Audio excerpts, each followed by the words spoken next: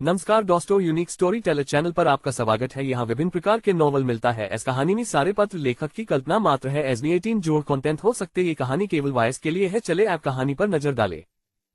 खूबसूरत सीईओ को मुझसे प्यार हो गया। अध्याय 111 111,106,104 वसंत ऋतु का बुखार _2 111 अध्याय 106 अध्याय 104 वसंत ज्वर _2111 अध्याय 106 अध्याय 104 वसंत ज्वर _2 विशाल बिच्छू, चमड़ी उतारे हुए चूहे और भुने हुए तिलचिट्टे। उन्हें देखकर लियू मोमो सदमे में आ गई। अर्जुन रायजादा इन चीजों से बिल्कुल भी नहीं डरता था। उसके लिए ये डरावनी दिखने वाली चीजें वास्तव में स्वादिष्ट थीं। भाई अर्जुन, क्या तुम सचमुच बिच्छू खा रहे हो? लियू मोमो ने अर्जुन रायजादा को भयभीत होकर देखा। उसकी खूबसूरत आंखें पहले से कहीं ज्यादा चौड़ी हो गईं। हे, ये चीज एक बढ़िया टॉनिक है। अर्जुन रायजादा ने मुस्कुराते हुए कहा, इसे कच्चा खाना सबसे अच्छा है, लेकिन पका हुआ भी अच्छा है।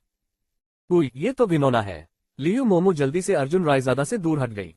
भुने हुए बिच्छुओं की सीख पकड़े हुए अर्जुन रायजादा पूरी तरह से आनंद ले रहा था। चलते समय उसने एक बिच्छू की पूंछ को कुतर दिया, जिससे मोमो को डराने की कोशिश की गई, जो चीखी और डरी हुई सी दिख रही थी और भाग गई। अचानक अर्जुन रायजादा ने एक परिचित आकृति देखी। यह कोई और नहीं बल्कि तियानिया ग्रुप के सुरक्षा विभाग के निदेशक रियर ओबरॉय चेंग थे। यह आदमी अप्रत्याशित रूप से यहाँ क्या कर रहा था? अर्जुन रायजादा ने पलकें झपकाईं। शुरू में वह चुपके से फैटी को डराना चाहता था, जो लालची होने के लिए कुख्यात था। हालांकि कुछ कदम तक उसका पीछा करने के बाद उसने देखा कि काले सूट में एक आदमी फैटी के पास से गुजरा और उसे एक चमड़े का थैला दिया। अर्जुन रायजादा तुरंत ही वहीं रुक गया। वह दृश्य देखकर स्तब्ध रह गया। वह समझ नहीं पाया कि रियर ओबरॉय चेंग क्या कर रहा था। फिर भी ऐसा लग रहा था कि उसने बहुत जल्दी ही कोई बात समझ ली।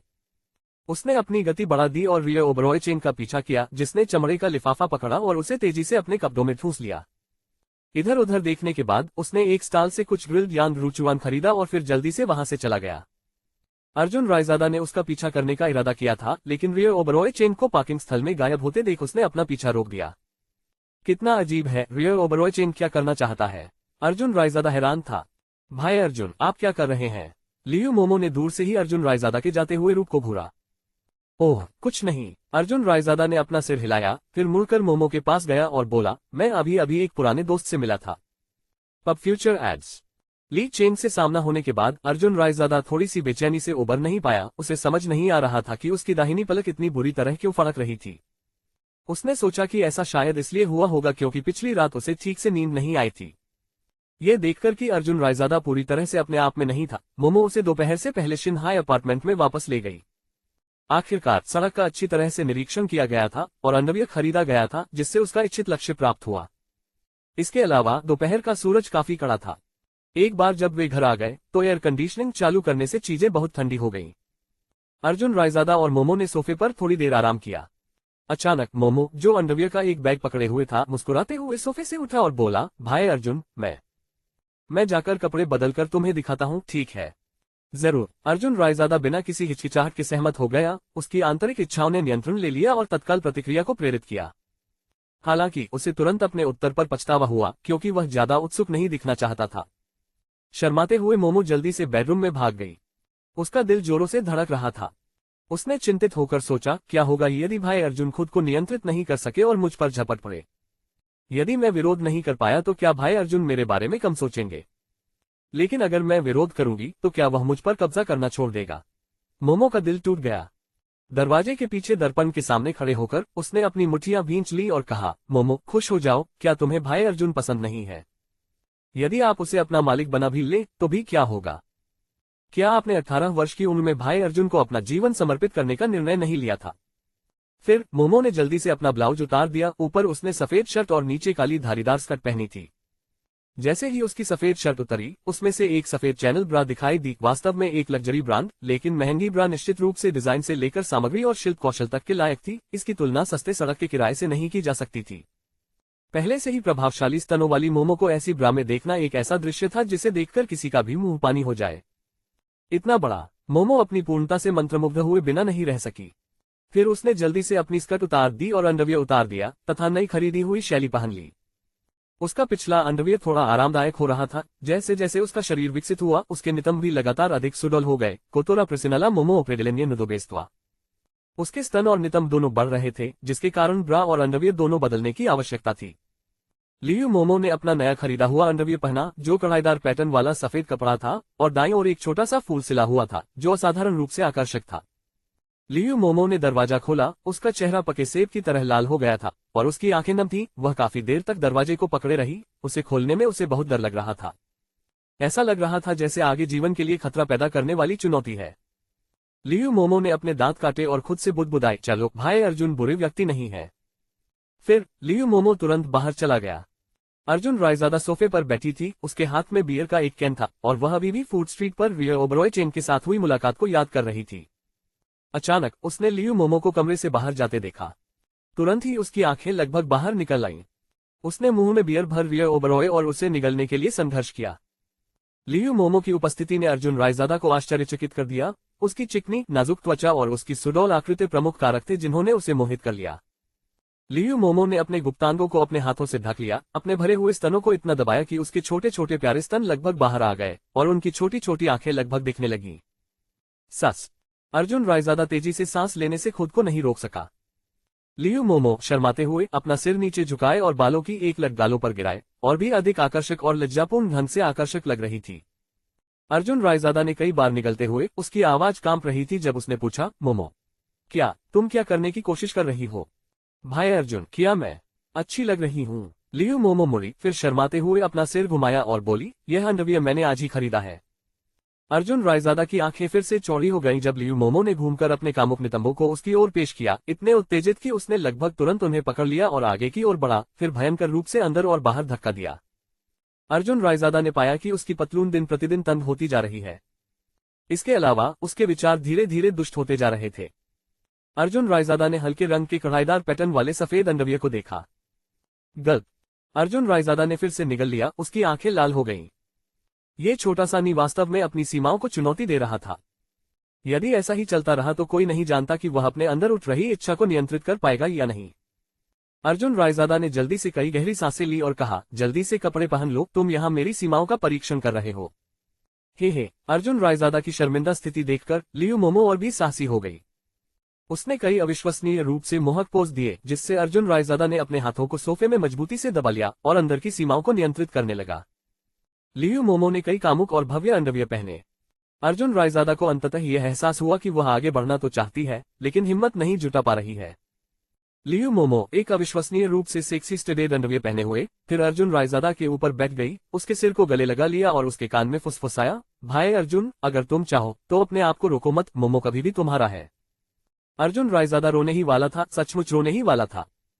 ये छोटी नी, ये जानते हुए भी कि वह वास्तव में उस पर अधिकार नहीं कर पाएगी, फिर भी उसने लगातार उसकी सीमाओं को चुनौती दी।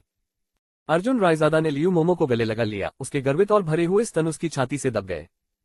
इस गर्मी के दिन इतने करीब होने के कारण वह लियू मोमो के स्तनों से निकलती गर्मी को लगभग महसूस कर सकता था। मोमो, हम वास्तव में ऐसा नहीं कर सकते।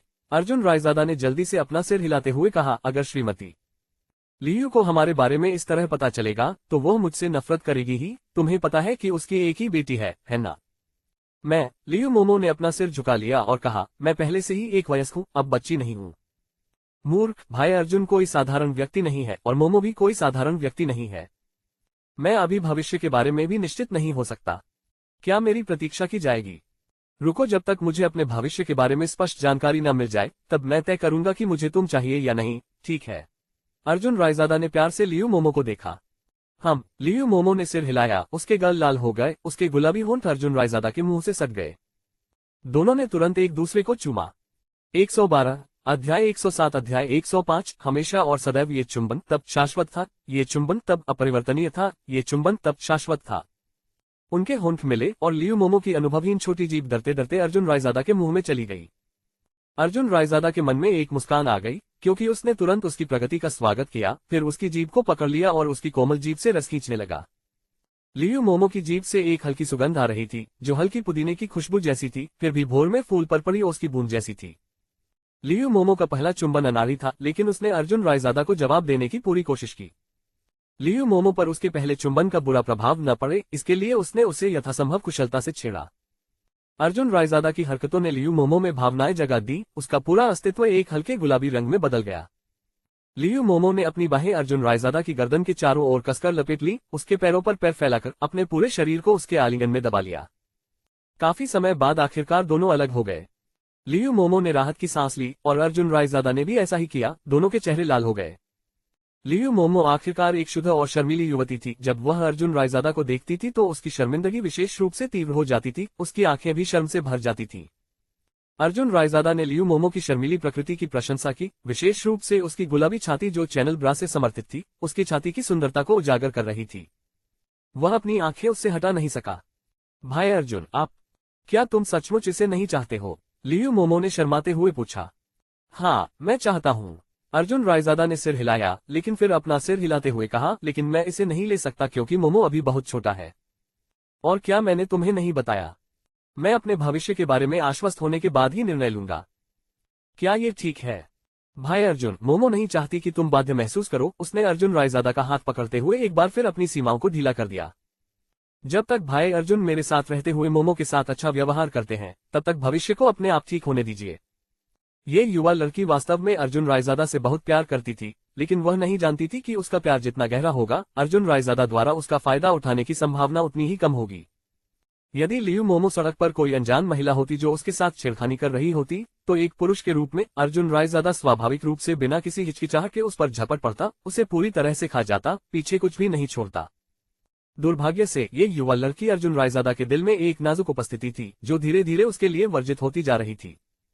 जिस प्रकार ड्रैगन के पास उल्टे तराजू होते हैं, उसी प्रकार मनुष्य के पास भी अपनी वर्जनाएं होती हैं।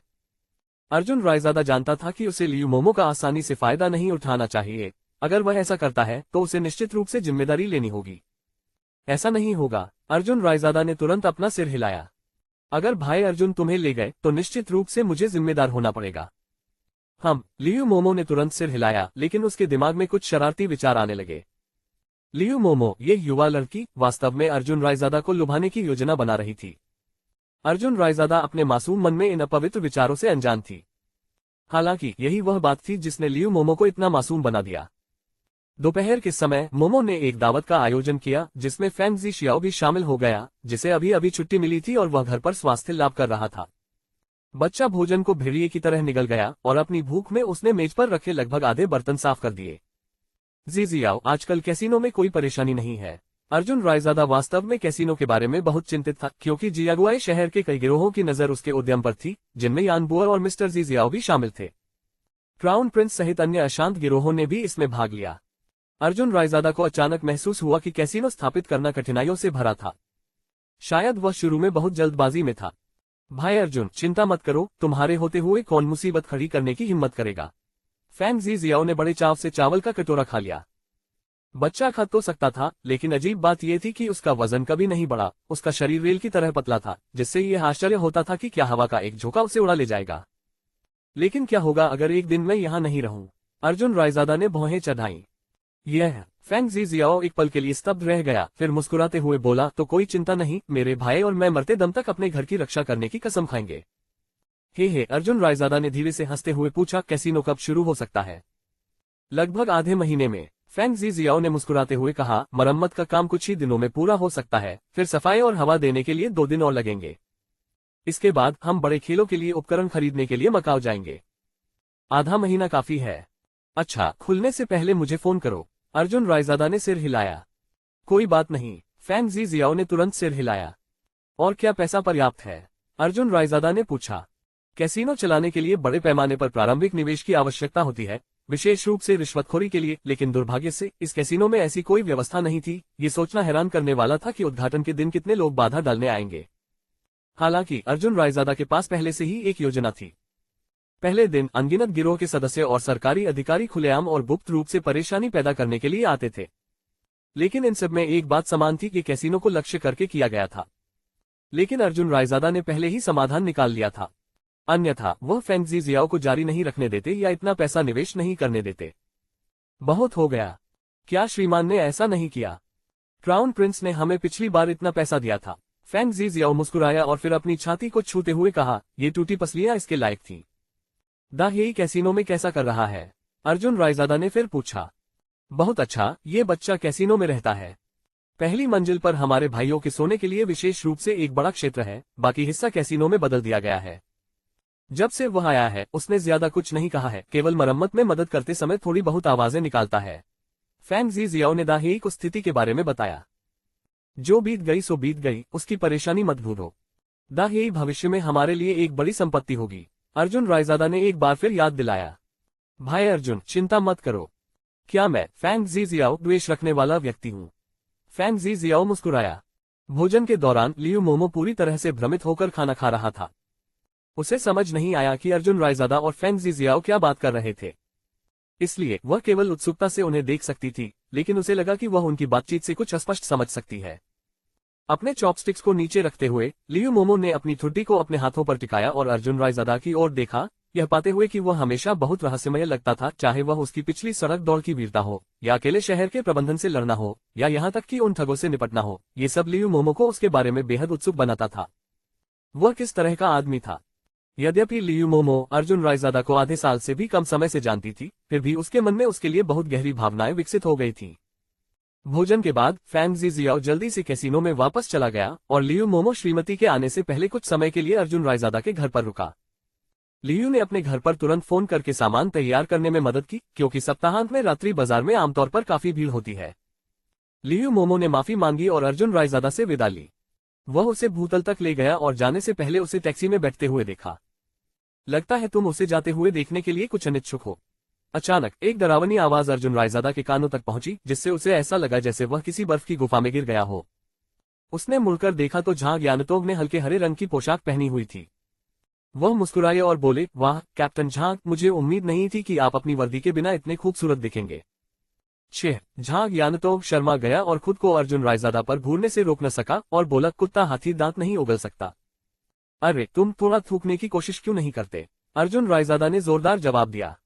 हम चिकनी चुपड़ी बातें करने वाला। मैं समझ नहीं पा रहा हूं कि रियो ओबरॉय पे छोटे ऊ की मात्रा तुम में क्या देखती है? झांग यानतोग ने गुस्से से कहा।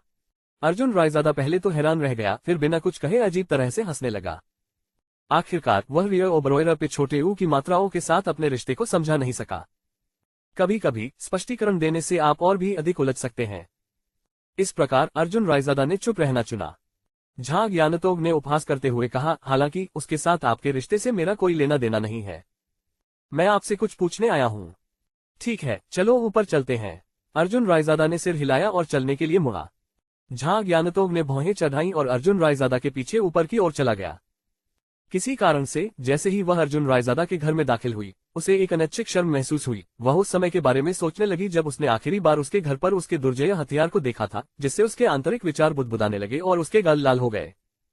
अर्जुन रायजादा ने फ्रिज की ओर देखा। उसे खुशी हुई कि उसने एक दिन पहले ही कुछ पेय पदार्थ जमा कर लिए थे, अन्यथा उसके पास अपने मेहमान को देने के लिए केवल बियर ही बचती। उन्होंने झांग यानतोग को संतरे के रस की एक बोतल दी, जिसमें गूदा भी था, और फिर सहजता से उसके पास बैठ गए और पूछा, कैप्टन झांग, इस बार आप मेरे पास क्यों आए हैं?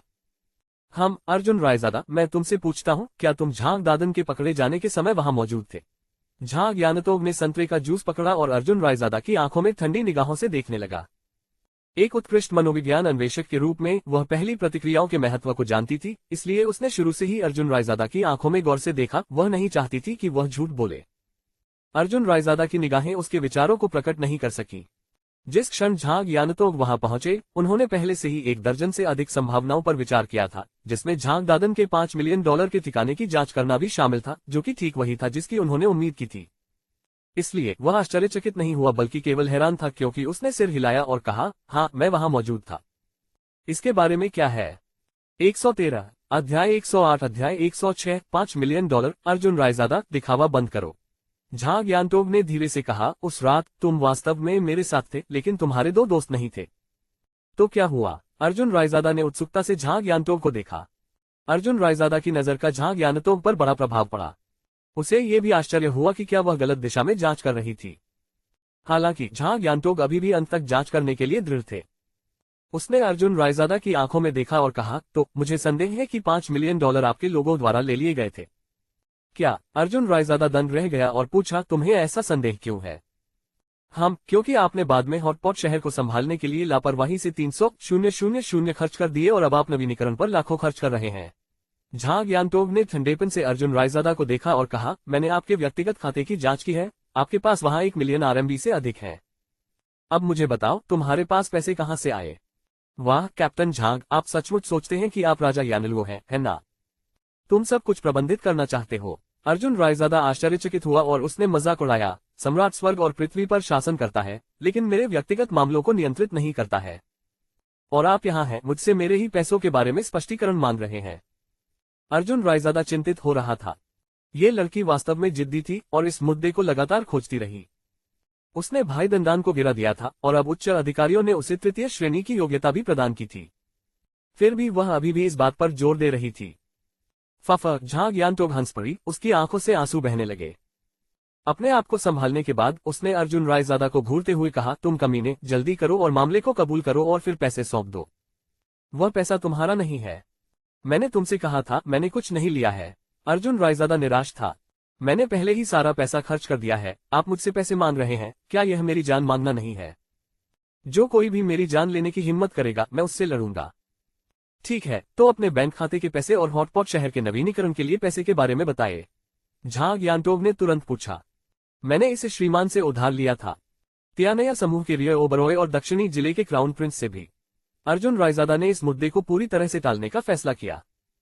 उनका मानना था कि रिय ओबरॉय रपे छोटे ऊ की मात्रा और अपना रहस्य बनाए रखेंगे और क्राउन प्रिंस के कार्यों के कई गवाहों के साथ, जिन्होंने मौके पर 3 मिलियन प्रस्तुत किए थे, अर्जुन रायजादा का मानना था कि वह इस गोली को चकमा दे सकता है। झांग यानटोग ने भौहें चढ़ाई, तुरंत फोन किया और यह फोन रिय ओबरॉय रपे छोटे ऊ की मात्राओं को था।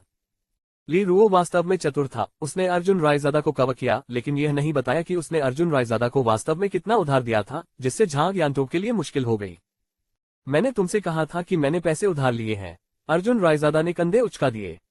ठीक है, मैं किसी को क्राउन प्रिंस के मामले को देखने के लिए कहूंगा, झांग यानटोग ने ठंडी आवाज में कहा और एक और फोन कॉल किया, जबकि अर्जुन रायजादा बगल में बैठा था, पैर क्रॉस करके सीटी बजा रहा था और बहुत अधिक आराम महसूस कर रहा था।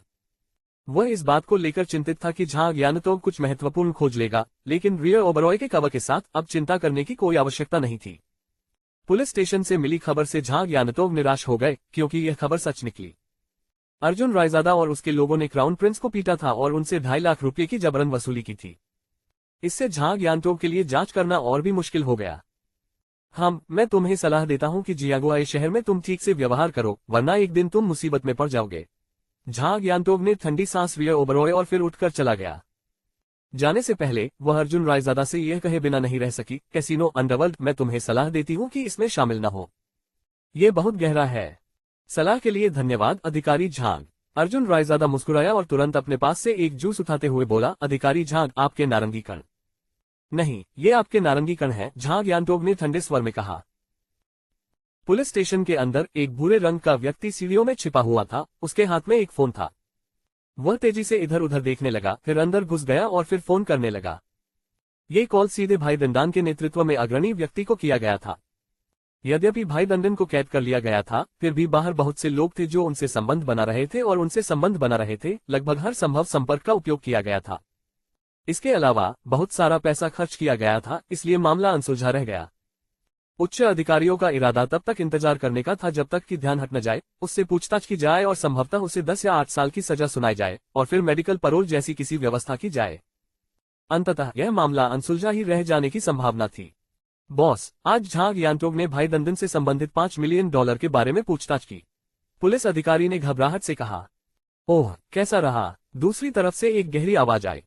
स्पष्टतः जांच का लक्ष्य अर्जुन रायजादा है। अधिकारी ने तुरंत उत्तर दिया, आज मैंने गलती से झांग यानटोग के गुप्त एकल काम को देखा और पता चला कि यह वह बच्चा और फैन जिक्सियाओ था जिसने हमें धोखा दिया था। इसके अलावा हो सकता है कि 5 मिलियन भी उन्होंने ले लिए हों। धिक्कार है। फोन के दूसरी तरफ से एक फूलदान के टूटने की आवाज आई। व्यक्ति जानलेवा लहजे में बोला, धिक्कार है, कोई आश्चर्य नहीं कि फैन जिक्सियाओ के पास हमारे हॉटपॉट सिटी क्षेत्र पर कब्जा करने की क्षमता थी। धिक्कार है, हमें भाई दंडन को इसके बारे में बताना होगा। वे वास्तव में सोचते हैं कि भाई दंडन मर चुका है। इस पर नजर रखना और बाद में 1 लाख युआन लेने के लिए मेरे पास आना। ठीक है, धन्यवाद बड़े भाई। युवा अधिकारी ने प्रसन्नतापूर्वक उत्सुकता से सिर हिलाया। पुलिस में काम करने पर प्रति माह केवल 2000 से कुछ अधिक वेतन मिलता है और यदि कुछ संदिग्ध आय भी हो तो भी यह मुश्किल से 5000 ही होता है। अंडरवर्ल्ड के लिए काम करने से बहुत जल्दी पैसा मिलता है, सिर्फ एक सूचना से 1 लाख की कमाई होती है।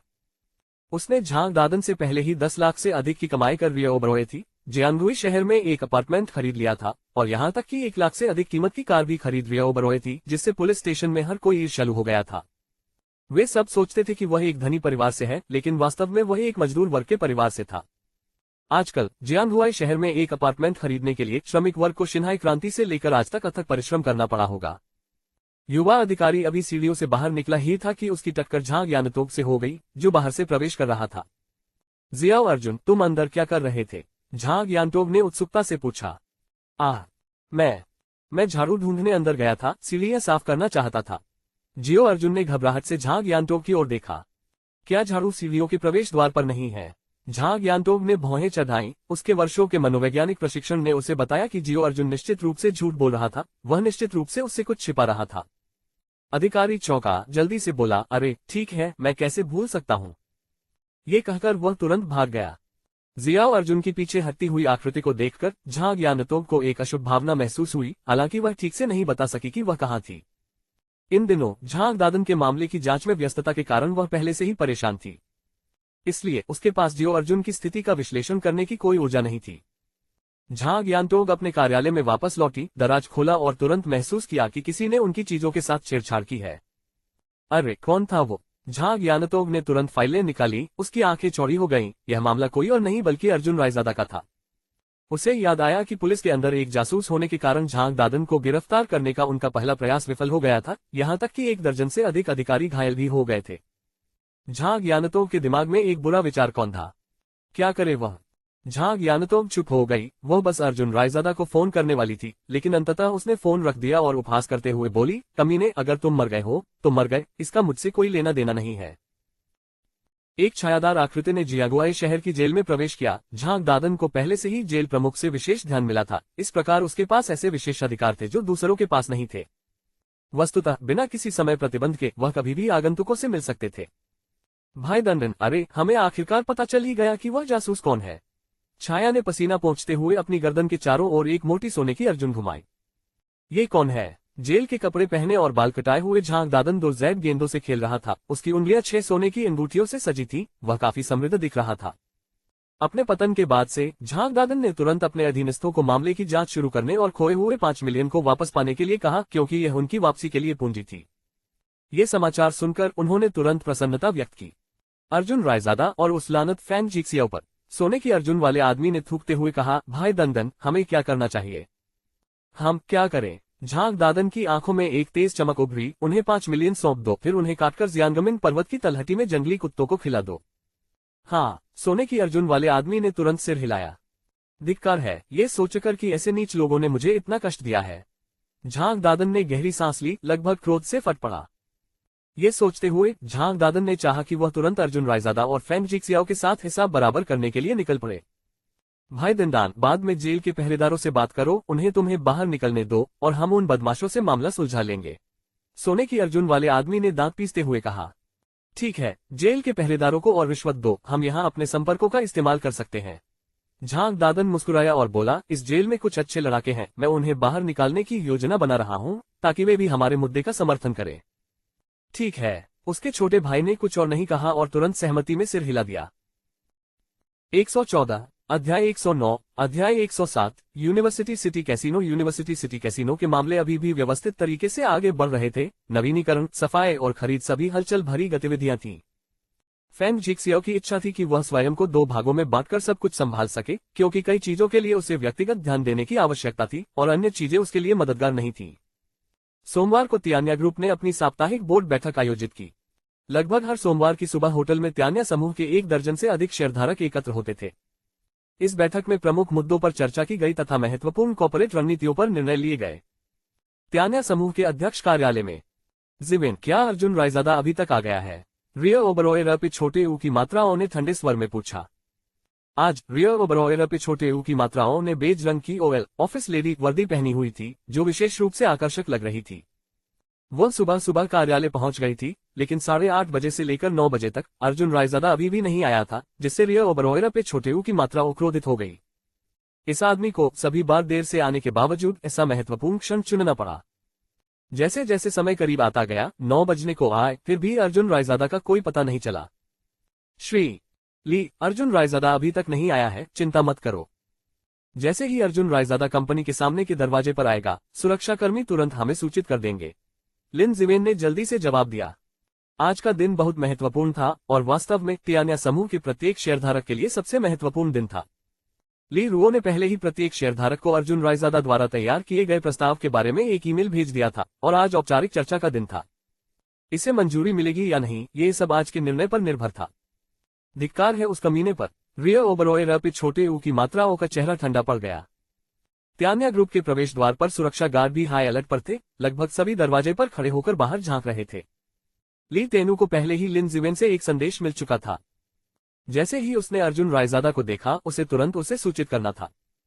इसलिए रियो ओबरोय पे छोटी ई की मात्रा एना पे छोटे ऊ की मात्रा ने मान लिया कि अर्जुन रायजादा ने सहायक लिन को धमकाने के लिए कुछ किया है। वह सुरक्षा गार्डों के एक बड़े समूह के साथ प्रवेश द्वार पर इंतजार कर रहा था, जो अर्जुन रायजादा को देखते ही उस पर झपटने और उसे 20वीं मंजिल तक ले जाने के लिए तैयार था।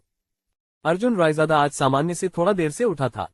उठने, नहाने धोने और दाढ़ी बनाने के बाद वह साधारण रूप से अच्छी तरह से तैयार था। उसने कंपनी के कार्यकारी की वर्दी पहन रखी थी, चमकदार चमड़े के जूते के साथ एक गहरा काला सूट और एक गहरे लाल रंग की धारीदार टाई, जिसमें वह बेहद सुंदर लग रहा था। अपनी ऑटो चलाते हुए वह अभी कंपनी के प्रवेश द्वार पर पहुंचा ही था। वह गेट खोलने के लिए हॉर्न बजाने की तैयारी कर रहा था, तभी रियो ओबरोय पे छोटी ई की मात्रा एना पे छोटे ऊ की मात्रा और कुछ अन्य लोग उस पर टूट पड़े और उसे जबरदस्ती कार से बाहर खींच लिया। अरे अरे टाइन्यू, तुम लोग क्या कर रहे हो? क्या हो रहा है? अर्जुन रायजादा ने आश्चर्य से कहा। तुम छोटे शैतान, तुम अच्छी तरह जानते हो कि तुमने क्या घिनौना काम किया है। रियो ओबरोय पे छोटी ई की मात्रा एना पे छोटे ऊ की मात्रा ने मुस्कुराते हुए हाथ हिलाया। लड़कों, उसे उठाओ, चलो उसे ऊपर ले चलते हैं। दहाड़ दहाड़ दहाड़ 5 या 6 सुरक्षा गार्डों ने अर्जुन रायजादा को सीधे उठा लिया और उसे ऐसे ले गए जैसे वह कोई सुअर हो जिसे प्रवेश द्वार से ऊपर उठाया जा रहा हो। वह उन्मत्त होकर चिल्लाया, ली तेनू, अरे तुम लोग क्या कर रहे हो? मैंने ऐसा क्या किया है कि आप सब परेशान हैं? तुमने मेरे साथ गलत नहीं किया है, तुमने सहायक लिन के साथ गलत किया है। रियो ओबरोय पे छोटी ई की मात्रा एना पे छोटे ऊ की मात्रा ने हंसते हुए कहा, वास्तव में मैं तुमसे बहुत ईर्ष्या करता हूँ यार। सहायक लिन एक बहुत ही खूबसूरत लड़की है, कोई भी आदमी उसके आकर्षण का विरोध नहीं कर सकता है, और आप मेरे दोस्त उसे पहले पाने में कामयाब रहे। मैं आपसे ईर्ष्या करता हूँ। फट। अर्जुन रायजादा फट पड़ा। अरे यार, मैंने लिन जिवेन पर उंगली कब उठाई थी? ये तो बिल्कुल बेतुका है। अर्जुन रायजादा चिल्लाया, लेकिन कोई फायदा नहीं हुआ क्योंकि रियो ओबरोय पे छोटी ई की मात्रा एना पे छोटे ऊ की मात्रा ने उसकी बात नहीं सुनी और अर्जुन रायजादा को लॉबी में ले जाना जारी रखा। छोटी मेई और एक छोटी बच्ची दूध का डिब्बा पकड़े हुए हॉल में खड़े होकर इस विचित्र दृश्य को देख रहे थे। आह, अर्जुन रायजादा! छोटी मेई की आंखें चौड़ी हो गईं, उसके गुलाबी होंठ ढंक गए। ये सुरक्षा गार्ड इतने कठोर क्यों थे? अर्जुन रायजादा को ऐसे ले जा रहे थे। वे क्या करने की कोशिश कर रहे थे? उसे यही सजा मिली। दूध का डिब्बा पकड़े लड़की अर्जुन रायजादा को देखकर हंस पड़ी। ऐसा लग रहा था जैसे वह खुद से खुश हो। हालांकि जब वह अभी भी संतुष्टि के क्षण का आनंद ले रही थी, अर्जुन रायजादा, जिसे हवा में उठाया जा रहा था, की नजर उस पर पड़ी और वह चिल्लाया, दूध देने वाली लड़की, मुझे बचाओ, मुझे बचाओ। छींटे। युवा लड़की तुरंत क्रोधित हो गई। उसने अपना हाथ तेजी से दबाया, जिससे डिब्बे से दूध की एक बड़ी फुहार फूट पड़ी, जो एक पुरुष के चरमोत्कर्ष के विस्फोटक क्षण की याद दिलाती थी। फिर दूधिया सफेद तरल चमकदार फर्श पर बह गया। वह गुस्से से दहाड़ी, अर्जुन रायजादा, तुम बेवकूफ हो, मेरा नाम मिल्किंग गर्ल नहीं है, यह जिंदक सिंह है। फट। छोटी मेई ने तुरंत अपना मुंह ढक लिया और हंसने लगी। जिनशिंग ने अपने दांत भींचे और कहा, उस कमीने को तो अंदर ले जाना ही चाहिए। सुरक्षाकर्मियों द्वारा उसका गुलदाउदी फोड़ देना और फिर उसे 3 दिनों तक बिस्तर से बाहर न निकलने देना ही उसके लिए उचित होगा, और सबसे अच्छा तो यही होगा कि वह गुदा के आगे निकल जाने से मर जाए। सस। छोटी मेई ने तुरंत तेजी से सांस ली, उसकी आंखें चौड़ी हो गईं। यह नवागंतुक जिनशिंग वास्तव में कुछ खास था। इस समय उपनिदेशक कियान अंदर आए, उत्सुकता से दृश्य को देखते हुए पूछा, अरे अर्जुन रायजादा ने क्या किया? बिना सिर घुमाए एक अंगरक्षक ने सीधे जवाब दिया, इस आदमी ने सहायक लिन को परेशान किया है, इसलिए सहायक लिन ने हमें उसे डांटने के लिए ऊपर ले जाने को कहा। हे भगवान! उपनिदेशक कियान की आंखें तुरंत चौड़ी हो गईं। यह आदमी वास्तव में अच्छा व्यक्ति नहीं है, वास्तव में वह सुंदर सहायक लिन के साथ धोखा कर रहा है। ली तेनू ने जब देखा कि वह उपनिदेशक कियान था, तो उसने एक अंगरक्षक के सिर के पीछे थप्पड़ मारा और गुस्से से कहा, अरे अगर तुम्हें नहीं पता तो बकवास मत करो। अर्जुन रायजादा ने असिस्टेंट लिन को धोखा दिया, इसका क्या मतलब है? ये सहमति से हुआ था, चूहे। अर्जुन रायजादा को एक व्यंग्यात्मक मुस्कान के साथ हवा में उड़ा दिया गया। ये बहुत अच्छा था। उपनिदेशक कियान के बड़े मुंह से ये सुनकर शायद आज से पूरे शहर में उथल पुथल मच जाएगी। अर्जुन रायजादा ने असहाय होकर आह भरी और मन ही मन सोचा, लिन जिवेन, ये सब खुद का किया हुआ है। फिर अर्जुन रायजादा को 20वीं मंजिल पर ले जाया गया, सीधे सीईओ के कार्यालय में। रियो ओबरोय पे छोटे ऊ की मात्रा ओ और लिन जिवेन दोनों चौंक गए। ली तेनू ने लिन जिवेन की ओर मुस्कुराते हुए कहा, श्रीमान ली, सहायक लिन, मिशन पूरा हुआ, हम रवाना हो रहे हैं। जहां तक अर्जुन रायजादा की बात है, आप उसके साथ जैसे चाहें वैसे निपट सकते हैं। जाते समय रियो ओबरॉय पे छोटी ई की मात्रा एना पे छोटे ऊ की मात्रा ने अर्जुन रायजादा को एक अर्थपूर्ण नजर से देखा, फिर अर्जुन रायजादा को भारतीय भगवान के तेल का एक डिब्बा थमा दिया। अर्जुन रायजादा का चेहरा काला पड़ गया। अर्जुन रायजादा, तुम देर से क्यों आए? रियो ओबरॉय पे छोटे ऊ की मात्राओं ने ठंडे स्वर में पूछा। मुझे देर नहीं हुई है, अभी तो सिर्फ 9 बजे हैं। अर्जुन रायजादा ने अपनी घड़ी देखी। क्या आप आज की बोर्ड बैठक में अपने द्वारा प्रस्तुत प्रस्ताव पर चर्चा करना भूल गए? अगर इसे मंजूरी मिल जाती है तो हम इसे लागू करना शुरू कर सकते हैं। रियो ओबरॉय पे छोटे ऊ की मात्राओं ने गुस्से में कहा, यह त्यान्या समूह के लिए जीवन मरण का मामला है और आप यहाँ टालमटोल कर रहे हैं। ओह! अर्जुन रायजादा चौंक गया, शर्म से मुस्कुराया, हे माफ करना, मैं भूल गया। मेरे साथ आओ। रियो ओबरॉय पे छोटे ऊ की मात्राओं ने अर्जुन रायजादा को एक ठंडी नजर से देखा, जिसमें पिछली रात वाला कोई जोश नहीं दिख रहा था। कभी कभी अर्जुन रायजादा सोचता था कि रियो ओबरॉय पे छोटे ऊ की मात्राओं की एक बहन है। वह बहन वही रियो ओबरॉय पे छोटे ऊ की मात्राओं थी जिसे वह जानता था। जहां तक इस बहन का प्रश्न है, उसका उससे कोई संबंध नहीं था। ली रुओ के पीछे कंपनी के मल्टीमीडिया कॉन्फ्रेंस रूम में जाते हुए लिन जिवेन अर्जुन रायजादा के पास था और उसके कपड़े, कॉलर और टाई को ठीक कर रहा था। लिन जिवेन लगभग अर्जुन रायजादा से चिपक गया था, उसकी टाई को फिर से बांधने के लिए आगे बढ़ रहा था। अर्जुन रायजादा ने लिन जिवेन के नाजुक चेहरे को देखा और वास्तव में ऐसी महिला में एक आकर्षण था जो रियो ओबरॉय पे छोटे ऊ की मात्राओं में नहीं था। लिन जिवेन ने फुसफुसाते हुए कहा, जब आप अंदर जाएं तो घबराएं नहीं, भले ही शेयरधारक आप पर सवाल दागते रहें। क्योंकि एक बार जब आप घबरा जाते हैं तो आपका दिमाग खाली हो जाता है और आप कुछ भी नहीं सोच सकते हैं। धन्यवाद सहायक लिन। अर्जुन रायजादा ने मुस्कुराहट दिखाए, उसके सफेद दांत और गहरी आंखें लिन जिवेन को मोहित कर रही थी। ऐसा लग रहा था कि इस आदमी को कभी डर नहीं लगता था और उसकी आंखों से हमेशा आत्मविश्वास झलकता था। ये कुछ भी नहीं है। लिन जिवेन ने जल्दी से अपना सिर घुमाया और रियो ओबरॉय पे छोटे ऊ की मात्राओं के पीछे सम्मेलन कक्ष में चली गई। सम्मेलन कक्ष के दरवाजे पर खड़े अंगरक्षकों ने अर्जुन रायजादा के लिए दरवाजा खोला, जिसने उन दोनों को देखकर मुस्कुराते हुए कहा, यो, तुम दोनों लड़के दुनिया में आगे बढ़ रहे हो, है ना? यहाँ तक तो पहुंच ही गए। हाँ, बड़े भाई, आप हमारे साथ मजाक कर रहे हैं, है ना? हाउजी और दाजिया ने एक कड़वी मुस्कान दिखाते हुए कहा, हम इस तरह के आरामदायक जीवन की बजाय हर दिन लड़ते हुए गर्मजोशी से भरा जीवन जीना पसंद करेंगे। चिंता मत करो, ये जल्द ही होगा। अर्जुन रायजादा मुस्कुराया। सचमुच? उनकी आंखें चमक उठी। हाँ, जल्द ही तुम्हें भी ऐसी ही जिंदगी मिलेगी। अर्जुन रायजादा ने आह भरी। यूनिवर्सिटी सिटी कैसीनो की ऊपरी सतह पर हलचल थी, लेकिन इसके पीछे खूनी प्रतिस्पर्धा का दौर चल रहा था। कोई नहीं जानता था कि कैसीनो की समृद्धि के पीछे अनगिनत जीवन की नींव छिपी हुई है। ये कहकर अर्जुन रायजादा तुरंत आगे आया। विशाल सम्मेलन कक्ष में एक बड़ी गोलाकार मेज थी जिस पर पुरुष और महिलाएं बैठे थे। बीच वाली सीट पर रियो ओबरॉय पे छोटे ऊ की मात्राओं की जगह थी। सभी ने रियो ओबरॉय पे छोटे ऊ की मात्राओं को बाहर से प्रवेश करते देखा और खड़े हो गए। ली रुओ ने बिना किसी भाव के थोड़ा सिर हिलाया और सभी लोग तुरंत बैठ गए। ली रुओ अपनी सीट पर चली गई और बैठ गई, लिन जिवेन उसके पीछे खड़ा था। 115 अध्याय 110 अध्याय 108 सचिव का उपयोग मुख्यतः रात में होता है। सहायक लिन, मेरी सीट कहाँ है? अर्जुन रायजादा ने उत्सुकता से पूछा। हे, आपके पास सीट नहीं है। लिन जिवेन ने मुस्कुराते हुए कहा, यहाँ केवल शेयरधारकों के पास सीट है, बाकी सभी को खड़ा होना होगा। देखिए, कुछ शेयरधारक अपने सचिवों के साथ हैं, है ना? वे सब खड़े हैं। स्वैट, क्या वे सचिव हैं? वे तो बस कल के मनोरंजन के लिए उपकरण हैं। अर्जुन रायजादा बुदबुदाए बिना नहीं रह सका। सचिवों के साथ लगभग सभी लोग पुरुष थे और वे आमतौर पर गंजे होते हुए वृद्ध पुरुष थे, जिनके साथ एक युवा और आकर्षक महिला थी जो स्पष्ट रूप से काम से अधिक व्यक्तिगत सुविधा के लिए थी। लिन जिवेन घृणा से थूकने से खुद को नहीं रोक सका और फिर चुप हो गया। अर्जुन रायजादा ने घटनास्थल पर शेयरधारकों पर नजर डाली। एक बूढ़े व्यक्ति ने तुरंत उसका ध्यान आकर्षित किया। ये बूढ़ा आदमी रियो ओबरॉय पे छोटे ऊ की मात्राओं के बाईं ओर बैठा था। ये बूढ़ा आदमी अर्जुन रायजादा को बहुत परिचित लग रहा था। ये वही बूढ़ा आदमी था जिसे उसने अपने साक्षात्कार के दौरान देखा था। तार्किक रूप से ये सीट बहुत महत्वपूर्ण होनी चाहिए। ये बूढ़ा आदमी यहाँ क्यों बैठा होगा? जैसे ही अर्जुन रायजादा ने बूढ़े आदमी की ओर देखा, बूढ़े आदमी ने भी अर्जुन रायजादा की ओर सिर हिलाया। ली रुओ ने दस्तावेज खोला और फिर सभी पर नजर डालते हुए कहा, आज की बोर्ड बैठक में मुख्य विषय उत्तरी शहर जिले के लिए 2,01,20,121 बीसी भूमि प्रस्ताव के बारे में चर्चा है। मेरा मानना है कि मैंने जो ईमेल आपको भेजा था उसे सभी ने पढ़ लिया है। उस भूमि के टुकड़े को जियागुआई शहर के द्वितीय केंद्रीय व्यापार जिले में बदलने के बारे में क्या किसी के पास कोई बेहतर सुझाव है? श्री ली, मैं इस दस्तावेज के डिजाइनर से मिलना चाहता हूँ। मैं उसके विचार का सार समझना चाहता हूँ। एक अधेड़ उम्र का आदमी तुरंत खड़ा हो गया। ली रुओ ने अर्जुन रायजादा की ओर देखा, फिर खड़े होकर कहा, ये प्रस्ताव के डिजाइन है। अर्जुन रायजादा, आप हमें इसका परिचय क्यों नहीं कराते?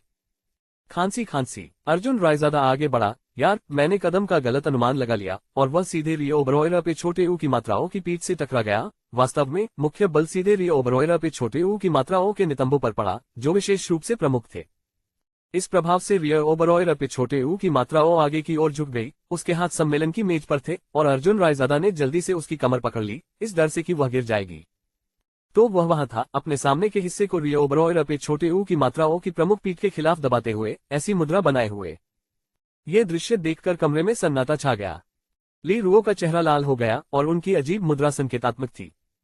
उनके पीछे लिन जिविन ने अपनी आंखें चौड़ी कर ली, क्योंकि उसने देखा कि अर्जुन रायजादा का निचला हिस्सा वास्तव में उठ गया था और रियो ओबरॉय पे छोटे ऊ की मात्राओं की पीठ पर दबाव डाल रहा था। अर्जुन रायजादा के बाईं ओर बैठे बूढ़े व्यक्ति ने भी अपनी आंखें बड़ी कर ली और तेजी से पलकें झपकाने लगे। ओह! अर्जुन रायजादा ने जल्दी से रियो ओबरॉय पे छोटे ऊ की मात्राओं को छोड़ दिया, अजीब तरह से मुस्कुराया और कहा, माफ करना, मैंने बहुत बड़ा कदम उठा लिया। इसलिए मैं समझ गया। बगल में खड़ा बूढ़ा आदमी तुरंत खड़ा हो गया, मुस्कुराया और बोला, मैं समझ गया कि इस युवक का क्या मतलब है। वो हमें बता रहे हैं कि व्यवसाय विकास में कोई भी व्यक्ति बहुत आगे नहीं बढ़ सकता, अन्यथा वह ट्रेन से टकरा जाएगा। ठीक है। अर्जुन रायजादा ने जल्दी से सिर हिलाया। उन्होंने जल्दी से बूढ़े आदमी को आंख मारी और फिर उसे अंगूठा दिखाया। अर्जुन रायजादा ने आगे कहा, जियागुआई शहर हांगकांग, मकाओ, शेंजेन के पड़ोसी हैं, जो 3 प्रमुख अंतर्राष्ट्रीय शहरों से घिरा हुआ है। वे अंतर्राष्ट्रीय महानगरों में विकसित हो सकते हैं, लेकिन जियागुआई शहर नहीं कर सकता है। ऐसा इसलिए है क्योंकि हाल के वर्षों में हम केवल बड़े कदम ही उठा रहे हैं, महान छलांग के मार्ग का अनुसरण कर रहे हैं। अर्जुन रायजादा की बातों से हर कोई हैरान और स्तब्ध था। आपका विशिष्ट उपनाम क्या है, महोदय? उसी अधेड़ उम्र के व्यक्ति ने उत्सुकता से पूछा। सिर्फ एक ये। अर्जुन रायजादा मुस्कुराया। श्री, हाँ, आपने जो प्रस्ताव तैयार किया है उसकी व्यवहार्यता के बारे में आप कितने आश्वस्त हैं? उस आदमी ने पूछा। 80% से अधिक। अर्जुन रायजादा ने उस आदमी की ओर गंभीरता से देखा और कहा, यदि हम इस योजना के क्रियान्वयन के कुछ विवरणों के बारे में अधिक सतर्क और मेहनती रहें, तो मुझे विश्वास है कि 85% लक्ष्य निश्चित रूप से प्राप्त किया जा सकता है। बहुत अच्छा, आदमी ने अपनी आंखें सिकोड़ते हुए कहा, श्रीमान। हाँ, आप इतने आश्वस्त हैं, तो मुझे आपसे कुछ प्रश्न पूछने दीजिए। क्या आप स्थानीय आबादी की जरूरतों को जानते हैं? क्या आप जियागुआई शहर की कुल जनसंख्या जानते हैं? क्या आप जैद प्रांत में मुख्य खरीदारी के रुझान से अवगत हैं? ये अर्जुन रायजादा चौंक गया। ये वे विवरण थे जिनकी जांच अर्जुन रायजादा ने बाद में करने की योजना बनाई थी, लेकिन जियांग वेई द्वारा बताई गई एक बड़ी खबर के कारण अर्जुन रायजादा ने त्वरित निर्णय लेने का निर्णय लिया और जल्द ही निर्माण कार्य शुरू करने की आशा व्यक्त की। न केवल जियांग वेई की खबर के कारण, बल्कि जब से झांग काइगुओ जियागुआई शहर में आया था, तब से अर्जुन रायजादा ने एक महत्वपूर्ण संकेत देखा था। इससे अर्जुन रायजादा बहुत उत्साहित हो गया। यदि श्री, तुम इन सवालों का जवाब भी नहीं दे सकते, फिर आर्थिक समृद्धि क्षेत्र, केंद्रीय व्यापार जिले के बारे में बात करना क्या ये थोड़ा ज्यादा अहंकारी नहीं है? आदमी ने ठंडे स्वर में उपहास किया। मुझे सचमुच समझ नहीं आ रहा कि श्रीमान, आप 80% व्यवहार्यता के साथ आए। कमरे में तुरंत आश्चर्य की लहर दौड़ गई जब सभी ने अपनी निगाहें अर्जुन रायजादा की ओर घुमाई, क्योंकि मध्यम आयु वर्ग के व्यक्ति द्वारा पूछे गए सभी प्रश्न पेशेवर प्रकृति के थे। एक बड़े शहर के निर्माण के लिए शहर की आबादी, उपभोक्ता समूहों और पूरे प्रांतीय शहर की खरीदारी प्रवृत्तियों का गहन सर्वेक्षण और समझ आवश्यक है। इसके बिना ये सब खोखली बातें होंगी। ली रुओ ने गहरी सांस ली। उसे अर्जुन रायजादा पर विश्वास था, उसे यकीन था कि वह इसे संभाल सकता है। ली रुओ ने अर्जुन रायजादा की ओर देखा, उसके ठंडे चेहरे पर चिंता के भाव दिखाई दे रहे थे। उसे डर था कि इतने सारे प्रभावशाली समूहों के दबाव में अर्जुन रायजादा लड़खड़ा जाएगा। तुलनात्मक रूप से लिन जिविन ओबरॉय पे छोटे ऊ की मात्राओं से कहीं अधिक चिंतित थी। उसकी हथेलियां पसीने से तर थीं। कमरा वातानुकूलित था, फिर भी उसे बाहर से गर्मी का एहसास हो रहा था। ली रुओ के बाईं ओर बैठा बुजुर्ग व्यक्ति भी बहुत उत्सुक था, वह निडर युवक को देख रहा था। हाँ, अर्जुन रायजादा ने मुस्कुराते हुए सिर हिलाया। वह सम्मेलन की मेज पर खड़े हुए, सभी पर नजर डाली और कहा, मैंने वास्तव में ऐसा कोई सर्वेक्षण नहीं किया है, लेकिन ये सभी बाद के चरणों में जारी रखे जा सकते हैं। तो फिर श्रीमान ली, मुझे नहीं लगता कि इस परियोजना के बारे में चर्चा जारी रखने की कोई जरूरत है। मध्यम आयु वर्ग के व्यक्ति ने अपने कंधे उचकाते हुए व्यंग्य किया। श्रीमान ली, सभी शेयरधारकों का पैसा कीमती है। कृपया हमारे सामने ऐसा गैर जिम्मेदाराना विकास प्रस्ताव न रखें। ओह, रिया ओबरॉय पे छोटे ऊ की मात्रा और हैरान रह गई। थप्पड़। अर्जुन रायजादा बहुत गुस्से में था, उसका हाथ कॉन्फ्रेंस टेबल पर जोर की आवाज के साथ गिरा, जिससे कमरे में मौजूद सभी लोग तुरंत स्तब्ध रह गए। बैठक कक्ष में पुनर्तः सन्नाटा छा गया। दरवाजे पर खड़े हाउजी और दाजिया ने अंदर का शोर सुना, दरवाजा खोला और अंदर झांका। अर्जुन रायजादा को गुस्से से भरा देखकर वे जल्दी से पीछे हट गए। हाउजी ने मुस्कुराते हुए कहा, बड़े भाई ने आखिरकार कार्यभार संभाल लिया, ये काय बड़े भाई को परेशान करने की हिम्मत कर रहे हैं। हे, बड़ा भाई बहुत शक्तिशाली है। दाजिया मुस्कुराया। अर्जुन रायजादा का चेहरा गुस्से से ठंडा था और वह उस अधेड़ उम्र के आदमी को घूर रहा था। उन्होंने गुस्से से कहा, क्या तुम्हारी माँ ने तुम्हें दूसरों का सम्मान करना नहीं सिखाया? मैं बोलना खत्म भी नहीं करता, इससे पहले ही आप मुझे बीच में ही टोक देते हैं। आपके शिष्टाचार और ईमानदारी कहाँ है? क्या आप कृपया बैठक के दौरान अपने बगल में बैठी उस महिला की स्कर्ट से अपना हाथ बाहर रख सकते हैं? फट। कई लोग तुरंत हंसने लगे। मध्यम आयु वर्ग के व्यक्ति ने अर्जुन रायजादा को घूरते हुए कहा, मुझे लगता है कि आप सभी का समय बर्बाद कर रहे हैं। क्या आप जानते हैं कि हमारी साप्ताहिक बोर्ड मीटिंग का समय कितना मूल्यवान है? लगता है आपका कीमती समय औरतों पर बर्बाद हो रहा है ना? मैं आपको कुछ सलाह देता हूँ, वहाँ बहुत सारी छूटें हैं, आपको अपने लंठ को नियंत्रित करना सीखना होगा। अर्जुन रायजादा ने बिना किसी संयम के जवाब दिया, फिर अपने हाथ से इशारा किया, सज्जनों, मैं केवल कुछ सरल शब्द कहने जा रहा हूँ और फिर मैं चला जाऊंगा। इस योजना को जारी रखना है या नहीं, ये निर्णय आपको करना है। 2 महीने में जियांगहुआई सिटी प्लानिंग ऑफिस ये समाचार घोषित करेगा कि जियांगहुआई सिटी सरकार इस भूमि के सामने वाले हिस्से पर स्थानांतरित हो जाएगी। यदि तियान्या ग्रुप वहां एक द्वितीय केंद्रीय व्यापार जिला बनाता है तो मेरा मानना है कि नगर सरकार इसका पूर्ण समर्थन करेगी। इसके अलावा प्रांतीय शहर से कुछ गतिविधियों से पता चलता है कि झांग काइगुओ का स्थानांतरण हो सकता है। इसलिए झांग काइगुओ और जियांगझोंगन के बीच संबंधों को देखते हुए मुझे विश्वास है कि जियांगझोंगन को प्रांतीय शहर में स्थानांतरित कर दिए जाने की बहुत संभावना है। तब तक जियांगहुआई शहर निश्चित रूप से उन्नति करेगा। बस मैंने अपनी बात कह दी। हो सकता है कि मेरे विचार बहुत व्यक्तिपरक हों, लेकिन छूटे हुए अवसर हमेशा के लिए चले जाते हैं। काम खत्म करने के बाद अर्जुन रायजादा मुड़ा और चला गया, अपनी गर्दन से टाई खींच रिया ओबरॉय और उसे पीछे की ओर फेंक दिया। टाई धीरे धीरे रिया ओबरॉय पे छोटे ऊ की मात्राओं के हाथों में आ गई। बड़े भाई, आप कमाल के हैं। हाउजी और दाजिया दरवाजे से लगभग चिपके हुए थे और कान लगाकर सुन रहे थे। वे और भी उत्साहित हो गए जब उन्होंने अर्जुन रायजादा और मध्यम आयु वर्ग के व्यक्ति के बीच झगड़े के बारे में सुना, और अर्जुन रायजादा के सीधे दृष्टिकोण ने उन्हें तियान्या समूह के भीतर लोकप्रिय बना दिया। हे, अर्जुन रायजादा ने अपना सिर थोड़ा सा हिलाया और कहा, इसमें बड़ी बात क्या है?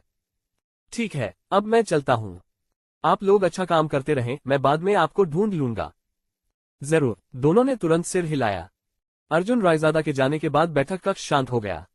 सभी की निगाहें रिया ओबरॉय पे छोटे ऊ की मात्राओं पर टिक गईं, जबकि रिया ओबरॉय पे छोटे ऊ की मात्राओं की नजर बूढ़े आदमी पर पड़ी। बूढ़े आदमी ने रिया ओबरॉय पे छोटे ऊ की मात्राओं की ओर सिर हिलाया। ली रुओ ने कहा, प्रिय शेयरधारकों, तियान्या समूह एक महत्वपूर्ण क्षण पर पहुंच गया है। यदि हम अब उस भूमि का विकास नहीं करते हैं तो भविष्य में हम संभवतः और भी अधिक कठिन स्थिति में फंस जाएंगे। लेकिन हम सिर्फ उस बच्चे के कहने पर अरबों डॉलर तो नहीं लगा सकते, है ना? अधेड़ उम्र के आदमी ने हल्के से कहा। कम से कम अब हमारे पास जुआ खेलने के लिए एक दिशा है। रिया ओबरॉय पे छोटे ऊ की मात्राओं ने उसे ठंडेपन से देखा। अन्य शेयरधारकों में से लगभग किसी को भी कोई आपत्ति नहीं थी, केवल इस व्यक्ति को ही सबसे अधिक समस्या थी, शायद इसलिए क्योंकि अर्जुन रायजादा ने उसे नाराज कर दिया था। ली रुओ ने ठंडे स्वर में कहा, अपनी व्यक्तिगत भावनाओं को समूह के हितों को प्रभावित न करने दें।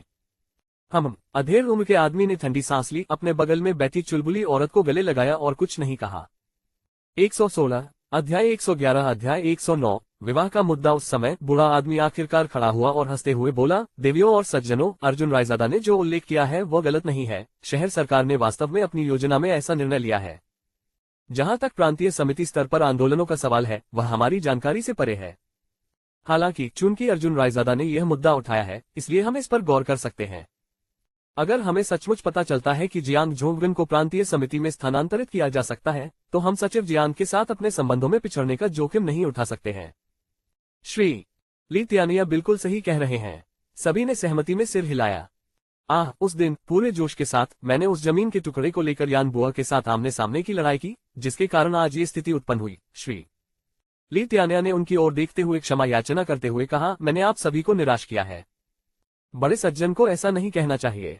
सबने अपना सिर हिलाया और कहा, यदि आपका उत्कृष्ट नेतृत्व न होता तो आज हमारी संपत्ति कहाँ होती। उस समय श्री ली तियानिया मूलतः एक तानाशाह थे, लेकिन उनकी बुद्धिमत्ता और दशकों के संघर्ष के कारण तियानिया समूह को वर्तमान सफलता प्राप्त हुई। उस घटना के बाद श्री मोदी को दोष देने के बजाय उन्होंने कहा कि वे ऐसा नहीं करेंगे। ली तियानिया हर कोई उसके प्रति कृतज्ञता महसूस करता था। ये लोग शेयरधारकों के वंशज थे, उनमें से प्रत्येक परिवार श्री मोदी की बदौलत समृद्ध हुआ। ली तियानिया, इस बार मुझे लगता है कि यह योजना अच्छी है, बशर्ते कि अर्जुन रायजादा द्वारा बताई गई दोनों बातें व्यवहार्य हों और उपरोक्त योजनाओं में कोई बदलाव न हो, श्री अर्जुन ने कहा। ली तियानिया ने हंसते हुए कहा, जल्द ही बेहतर होगा। चलिए अब शुरू करते हैं। बैंक ऋण, नगर सरकार के साथ जनसंपर्क, भूमि सर्वेक्षण और परियोजना डिजाइन, सभी में समय लगता है, इसलिए हमें जल्दी ही कार्य करना चाहिए। चाहे जो भी हो, हमें उस जमीन पर काम शुरू करना होगा और बेकार पड़े धन को प्रचलन में लाना होगा। चूंकि बड़े सज्जन ने ऐसा कहा है, इसलिए स्वाभाविक रूप से हम आपका पूरे दिल से समर्थन करेंगे। शेयरधारकों ने अपनी स्थिति घोषित की। श्री ली, इस कार्य का प्रभार संभालने के लिए किसी उपयुक्त व्यक्ति को ढूंढना सबसे अच्छा है। ली तियानिया ने रियर ओबरॉय पे छोटे ऊ की मात्राओं की ओर देखा और कहा, एक संबंधित परियोजना टीम स्थापित करें। इसके अलावा अन्य विभागों को भी सहयोग करना चाहिए। ठीक है। रियर ओबरॉय पे छोटे ऊ की मात्राओं ने सिर हिलाया और कहा, मैं कंपनी से एक उपयुक्त व्यक्ति का चयन करूंगी जो कार्यभार संभालेगा। चुनने की कोई जरूरत नहीं है, अर्जुन रायजादा मुझे अच्छा लग रहा है। श्री ली तियानिया ने हल्की मुस्कान के साथ कहा। रियर ओबरॉय पे छोटे ऊ की मात्राओं अचंभित रह गई, फिर उसकी आंखों में चमक की एक झलक दिखाई दी। उसने तुरंत सिर हिलाया, ठीक है, मैं उसके साथ अच्छी बातचीत करूंगी और आशा करती हूं कि वह इस जिम्मेदारी को सक्रियता से लेगा। श्री ली तियानिया ने सिर हिलाया, फिर मुड़कर चली गई। ली रुओ ने व्यक्तिगत रूप से उनका समर्थन किया और उन्हें कंपनी भवन के प्रवेश द्वार तक ले गए। एक काली मर्सिडीज वहां प्रतीक्षा कर रही थी, उसके साथ 2 अंगरक्षक खड़े थे, जिन्होंने सम्मानपूर्वक कार का दरवाजा खोला। ली तियानिया मुड़ा और कार में बैठ गया। जाने से पहले उन्होंने रियर ओबरॉय पे छोटे ऊ की मात्राओं का हाथ पकड़ा और कहा, जियो रुओ, कुछ चीजें अतीत में हैं, हमेशा यादों में नहीं रहती। मैं देखता हूं कि अर्जुन रायजादा एक अच्छा बच्चा है। पिताजी, रियर ओबरॉय पे छोटे ऊ की मात्राओं शर्मा गई। उसने धीरे से अपना पैर पटका, अगर आप बोलते रहेंगे तो मुझे गुस्सा आ जाएगा। हाँ, मैं इसके बारे में और बात नहीं करूंगा। श्री ली तियानिया ने अपना सिर हिलाया और फिर कार का दरवाजा बंद कर दिया। ली रुओ ने जल्दी से पुकारा, पिताजी, समय पर अपनी दवा लेना याद रखें। चिंता मत करो, मैं तब तक कहीं नहीं जाऊंगा जब तक मैं तुम्हारी शादी नहीं देख लेता। श्री ली तियानिया ने हाथ हिलाया और मर्सिडीज तियानिया समूह से दूर निकल गई। ली रुओ ने कार की ओर हाथ हिलाया और लिन जिविन ने धीरे से कहा, श्रीमान ली, चलो ऊपर चलते हैं, यहाँ नीचे धूप बहुत तेज है। हम रियर ओबरॉय पे छोटे ऊ की मात्राओं ने सिर हिलाया। लॉबी में वापस आकर रियर ओबरॉय पे छोटे ऊ की मात्राओं ने लिटिल मेई से कहा, ऑपरेशन में ग्रुप 1 को बुलाओ और सुपरवाइजर ये को मेरे कार्यालय में आने के लिए कहो। हाँ श्रीमान। ली छोटी मेई सावधान होकर खड़ी हो गई। ली रुओ के लिफ्ट में गायब हो जाने के बाद लिटिल मेई ने तुरंत ऑपरेशन में ग्रुप 1 को फोन किया। ली रुओ और लिन जिविन कार्यालय पहुंचे, लेकिन लिटिल मेई से एक आंतरिक कॉल प्राप्त हुई। क्या? रियर ओबरॉय पे छोटे ऊ की मात्राओं चौंक गई और अविश्वास में बोली, अर्जुन रायजादा कार्यालय में नहीं है, वह चला गए। ठीक है, मैं समझ गया। ली रुओ ने बर्फीले भाव के साथ फोन रख दिया, जबकि लिन जिविन को पता था कि क्या हुआ था और जल्दी से अर्जुन रायजादा को समझाने की कोशिश की। श्री ली, अर्जुन रायजादा को शायद कुछ काम करना होगा। उसे समझाने की कोई जरूरत नहीं है, वह अनुशासनहीन, अनियंत्रित, पूरी तरह से मर्दवादी आदमी है। रियर ओबरॉय पे छोटे ऊ की मात्राओं ने आक्रोश के साथ कहा। ठीक है। लिन जिवेन ने आवाज करने की हिम्मत नहीं की, केवल अपना सिर झुकाया और शौचालय का उपयोग करने के बहाने चुपके से अर्जुन रायजादा को एक संदेश भेजा। इस समय अर्जुन रायजादा पहले से ही अपने छोटे ऑटो में कैसीनो के लिए रवाना हो चुका था। मीटिंग रूम से बाहर निकला ही था कि उसे कैसीनो में जियो एयर का फोन आया, जिसमें बताया गया कि पिस्तौल के साथ कुछ लोग बाहर से घुस आए हैं और फैंग जिक्सिया और अन्य लोगों को ले गए हैं। इसलिए अर्जुन रायजादा जल्दी से घटनास्थल पर पहुंचे। प्रवेश द्वार पर लाल दुपट्टा पहने जियाओ एयर उत्सुकता से इंतजार कर रही थी। भाई अर्जुन, आप आखिरकार आ ही गए। अर्जुन रायजादा को देखकर जियो एयर फूट फूट कर रोने लगा। अर्जुन रायजादा के पैर पकड़ते हुए उसने कहा, भाई अर्जुन, वह समूह निर्दयी हत्यारों जैसा लग रहा था। अगर जियो उनके हाथों में पड़ गया तो वह निश्चित रूप से मारा जाएगा। आपको उन्हें बचाने का कोई तरीका सोचना होगा। जियाओ एयर, आपको ये स्पष्ट करने की जरूरत है, वह समूह कैसा दिखता था, उन्होंने क्या कहा? अर्जुन रायजादा ने तत्काल पूछा। मैं आपको बताऊंगा, जियांग वेई ने कैसीनो से बाहर निकलते हुए जिप्पो लाइटर से खेलते हुए कहा।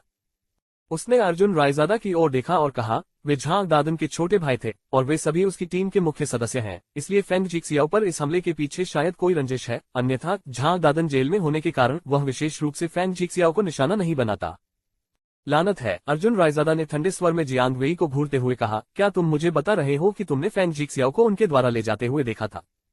बिल्कुल, जियांग वेई ने सिर हिलाया और कहा, मैंने उन्हें उसे ले जाते हुए देखा था, लेकिन मुझे उंगली क्यों उठानी चाहिए थी? मैं आपको बड़े भाई के रूप में पहचान सकता हूं, लेकिन आपने मुझे ऐसा कुछ नहीं दिखाया है जिसके आगे झुकना पड़े। मैं, जियांग वेई, ऐसा व्यक्ति नहीं हूं जो इतनी आसानी से वफादारी की प्रतिज्ञा कर लेता हूं। आखिरकार मैं सिद्धांतों पर चलने वाला व्यक्ति हूं, जब तक कि आप मुझे ऐसा कुछ न दिखाएं जिससे मैं सम्मान अर्जित कर सकूं। अच्छा, बहुत अच्छा, अर्जुन रायजादा ने सिर हिलाया। अर्जुन रायजादा ने दांत पीसते हुए जियो एयर से कहा, जियो एयर, फैंग जिक्सियाओ के भाइयों को तुरंत इकट्ठा करो, उन्हें बताओ कि जियो मुसीबत में है और उन सभी को यहाँ ले आओ।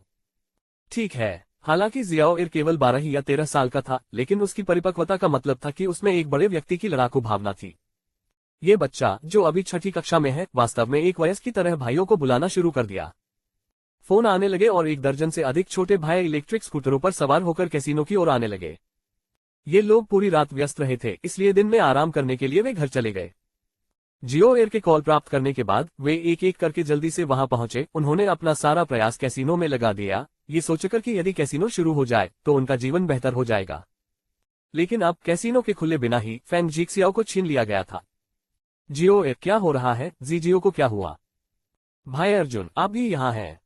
छोटे भाइयों ने आदरपूर्वक अर्जुन रायजादा को सिगरेट दी और उसने एक सिगरेट ली, उसे अपने मुंह में डाला और फिर ठंडी मुस्कान के साथ कहा, भाइयों, आप सभी ने इसे बना लिया है। भाई अर्जुन, आखिर क्या हुआ? छोटे भाइयों ने उत्सुकता से पूछा। जियांग वेई और लगभग 10 हटे कट्टे आदमी बस खड़े होकर दिलचस्पी से देख रहे थे। वे उत्सुक थे कि अर्जुन रायजादा फैंग जिक्सियाओ को कैसे बचाएगी। अर्जुन रायजादा की वर्तमान ताकत के साथ झांग दादन का सामना करना लगभग असंभव लग रहा था, जो पहले से ही गिर चुका था। ये जियांग वेई की उम्मीदों से परे था। हालांकि उसे आश्चर्य हुआ जब अर्जुन रायजादा ने कुछ ऐसा किया जिसकी किसी ने कल्पना भी नहीं की थी। भीड़ को देखते हुए उन्होंने कहा, झांग दादन के लोगों ने फैंग जिक्सियाओ को ले लिया है। आप क्या कहते हैं कि हमें क्या करना चाहिए? भाई अर्जुन, अगर आप मुझसे पूछें तो आइए हम अपने हथियार उठाएं और उन बदमाशों से सीधे लड़ें। जियाओ एयर ने अपना हाथ लहराया, उसका लाल दुपट्टा हवा में लहरा रहा था। बाकी लोग चुप हो गए, ये जानते हुए कि यद्यपि झांग दादन को गिरफ्तार कर लिया गया है, लेकिन उसकी शक्ति अभी भी बनी हुई है, इसलिए किसी ने भी बोलने की हिम्मत नहीं की। कोई प्रतिक्रिया न देखकर जियो एयर ने शाप दिया, बेकार कचरे का एक ढेर। स्नैप! अर्जुन रायजादा ने जियाओ एयर के सिर के पीछे थप्पड़ मारते हुए कहा, हमें दूसरों के बारे में इस तरह बात करने का कोई अधिकार नहीं है। अगर वे नहीं जाना चाहते तो हम खुद चले जाएंगे। ठीक है, जियाओ एयर ने एक भारी रिंच कंधे पर रखते हुए कहा, भाई अर्जुन, चलो, हम दोनों ही चलते हैं। सूर्य की रोशनी से दोनों आकृतियों पर लंबी और एकाकी छाया पड़ रही थी। जियांग वेई ने एक ठंडी हंसी निकाली, सिगार पीते हुए अर्जुन रायजादा और शियाओ एयर को जाते हुए देखा। अर्जुन रायजादा ने ठंडी मुस्कान दी और शियाओ एयर के साथ चला गया। छोटे भाई एक एक करके शर्मिंदा भाव से देख रहे थे। अंततः दाहेई ने एक कदम आगे बढ़ाया और कहा, इस बार भाईचारे की वफादारी के कारण मैं आपकी मदद करूंगा। भाई अर्जुन, मैं भी आ रहा हूँ। छोटे हुआंग माओ ने तुरंत एक स्टील पाइप उठाया और ठंडे स्वर में कहा, धिक्कार है, ये तो सिर्फ झांग दादन है ना? मुझे डर नहीं है, भले ही वह यान बुआ स्वयं ही क्यों न हो। ठीक है, हम भी आ रहे हैं। अचानक 1 दर्जन से अधिक लोग आगे बढ़े, प्रत्येक ने स्टील के पाइप और लोहे की छड़ें लहराई। जियांग वेई ने अचानक गंभीरता से इसे देखा, वह सामने आए दृश्य से पूरी तरह से चकित था। अभी तो उनके हाव भाव मरने से डरे हुए लोगों जैसे लग रहे थे, लेकिन क्षण भर में ही वे सब जोश से भर गए। 117 अध्याय 112 अध्याय 110 कुत्ते के साथ बलात्कार का आरोप। अर्जुन रायजादा ने तुरंत लोगों के एक समूह को खींच लिया और झांग दादन के अवशेषों की ओर चल पड़ा। दोनों स्थान काफी करीब थे, मात्र 10 मिनट की पैदल दूरी पर। काले सूट पहने अर्जुन रायजादा ने जियो एयर द्वारा दी गई एक स्टील पाइप को पकड़ लिया, अपनी जेब से एक जोड़ी धूप का चश्मा निकाला और उसे पहन लिया। वह अविश्वसनीय रूप से अच्छा लग रहा था। उनके 1 दर्जन से अधिक अनुयायी, जिनकी कद काठी और शरीर अलग अलग था, हालांकि वे साफ सुथरे नहीं थे, लेकिन उनमें निश्चित रूप से सड़क पर रहने वाले गिरोह जैसा माहौल था। 1.6 मीटर से अधिक लंबे जियो एयर ने एक रिंच लिया और अर्जुन रायजादा के बाईं ओर चल दिया। भालू जैसे शरीर वाले दाहेई एक काले गोरिल्ला की तरह दिखते थे, जो हमेशा गर्म या ठंडे मौसम की परवाह किए बिना एक मोटा कोट पहने हुए दिखाई देते थे, कभी भी अपने कंधे या अपनी बाहें नहीं दिखाते थे। दाहेई ने एक ठोस लोहे की छड़ी पकड़ी हुई थी जिसका वजन लगभग 20 पाउंड था, जिसे संभालना औसत व्यक्ति के लिए आसान नहीं था। सुबह से अब दोपहर का थोड़ा समय हो चुका था। उन्हें इस बात का कोई अंदाजा नहीं था कि फैंग जिक्सियाओ को किस हालत में छोड़ दिया गया था, इसलिए अर्जुन रायजादा और उनका समूह बेहद चिंतित थे और फैंग जिक्सियाओ के साथ किसी भी संभावित दुर्घटना से डर रहे थे। जैसे ही अर्जुन रायजादा और उसके लोग झांग दादन के शेष अनुयायियों के दृश्य बिंदु की ओर तेजी से दौड़े, जियांग वेई और उसके लोग उनके पीछे पीछे चले, ये देखने के लिए उत्सुक थे कि अर्जुन रायजादा अपने दर्जन अनुयायियों के साथ झांग दादन के गिरोह से कैसे लड़ने जा रहा है। दोपहर के समय बहुत गर्मी थी। अर्जुन रायजादा और उसके लगभग 10 से 20 आदमियों का समूह अंततः एक निचले बंगले पर पहुंचा, जो वास्तव में एक परित्यक्त कारखाना था। झांग दादन के अनुयायी पुलिस द्वारा वांछित हो गए थे, इसलिए वे खुलेआम आधिकारिक स्थलों में प्रवेश करने की हिम्मत नहीं कर सकते थे और केवल ऐसे स्थानों पर ही एकत्र हो सकते थे। इसके अलावा उनकी रिश्वत के कारण पुलिस की तलाश काफी हद तक ढीली पड़ गई तथा मूलतः उन्होंने आंखें मूंद ली। जैसे ही अर्जुन रायजादा और उसके आदमी निकट पहुंचे, छुरियों से लैस एक समूह शोर मचाते हुए बाहर भागा। ऐसा प्रतीत होता है कि उन्हें उनके आगमन का पूर्वानुमान था।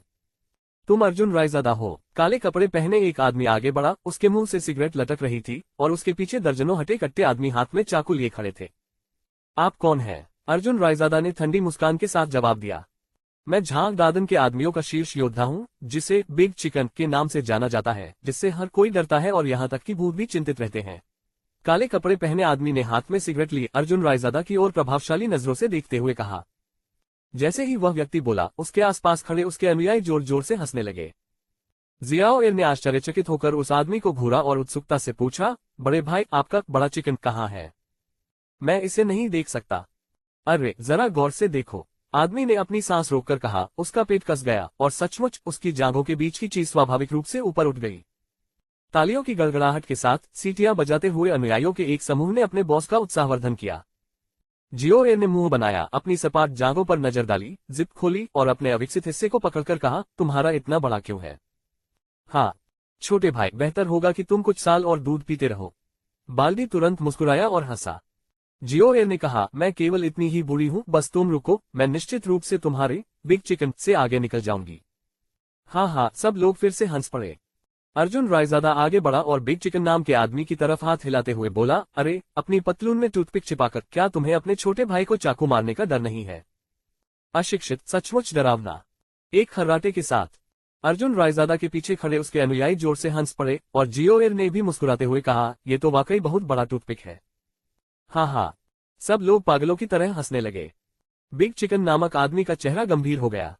अपनी लोहे की छड़ी लहराते हुए उन्होंने कहा, अर्जुन रायजादा, मैं तुम्हें जल्दी से आत्मसमर्पण करने की सलाह देता हूँ। यह मत सोचो कि सिर्फ इसलिए कि भाई दंडन कैद है, तुम पूरी तरह से तैयार हो। पिछली बार का सामान का वह बैच आप और फैंग जीक्सियाओ थे, है ना? कोई सबूत है? अर्जुन रायजादा ने ठंडी हंसी के साथ जवाब दिया। यदि आप बिना सबूत के आरोप लगा रहे हैं, तो मैं आपसे पूछ सकता हूँ, कल रात मेरे पड़ोसी की कोई न्यू नाम की कुतिया के साथ बलात्कार हुआ, क्या वह आप थे? फट। हर कोई फिर से हंसने लगा और जियो एर खुशी से नाच रहा था, हंसते हुए चिल्ला रहा था, भाई अर्जुन शक्तिशाली है, भाई अर्जुन अद्भुत है। यद्यपि अर्जुन रायजादा लंबे समय से समूह के साथ नहीं था, फिर भी वह अपने मिलनसार स्वभाव और इस तथ्य के कारण सभी के द्वारा अच्छी तरह से याद किया जाता था कि वह अक्सर उनके साथ घूमता था। अर्जुन रायजादा और समूह के बीच की दूरी काफी कम थी। वे आमतौर पर एक साथ मजाक करते, धूम्रपान करते और शराब पीते थे। अरे तुम छोटे बदमाश, ऐसा लगता है कि जब तक मैं तुम्हें नहीं दिखाऊंगा तब तक तुम नहीं समझोगे कि मैं कितना खतरनाक हूँ।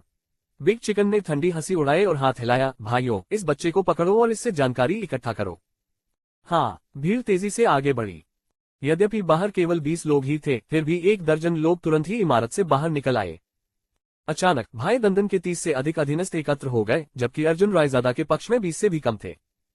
सभी विरोधियों के हाथ में 1.2 मीटर लंबी कुल्हाड़ी थी और लगभग सभी के हाथ कपड़े की पट्टियों में लिपटे हुए थे। अर्जुन रायजादा ने उन पर नजर डाली और जान गया कि ये लोग अंडरवर्ल्ड के कठोर चरित्र वाले लोग थे। पीछे हटो, अर्जुन रायजादा चिल्लाया। जियो एर और अन्य लोग जल्दी से पीछे हट गए, लेकिन अर्जुन रायजादा और दाहेई तेजी से आगे बढ़े। 20 से अधिक लोगों ने तुरंत अर्जुन रायजादा और दाहेई को घेर लिया। बिग चिकन ने अर्जुन रायजादा को परास्त करने के लिए झुंड की रणनीति का उपयोग करने की योजना बनाई। इस बीच बाकी लोग जियाओ एर और अन्य लोगों के साथ भिड़ गए। मर जाओ, अर्जुन रायजादा ने एक स्टील पाइप पकड़ा और एक मांसल आदमी पर जोर से मारा, जिससे पाइप थोड़ा मुड़ गया। अर्जुन रायजादा मुड़ा और एक अन्य बलवान आदमी के चेहरे पर वार किया जो उस पर हमला करने की तैयारी कर रहा था।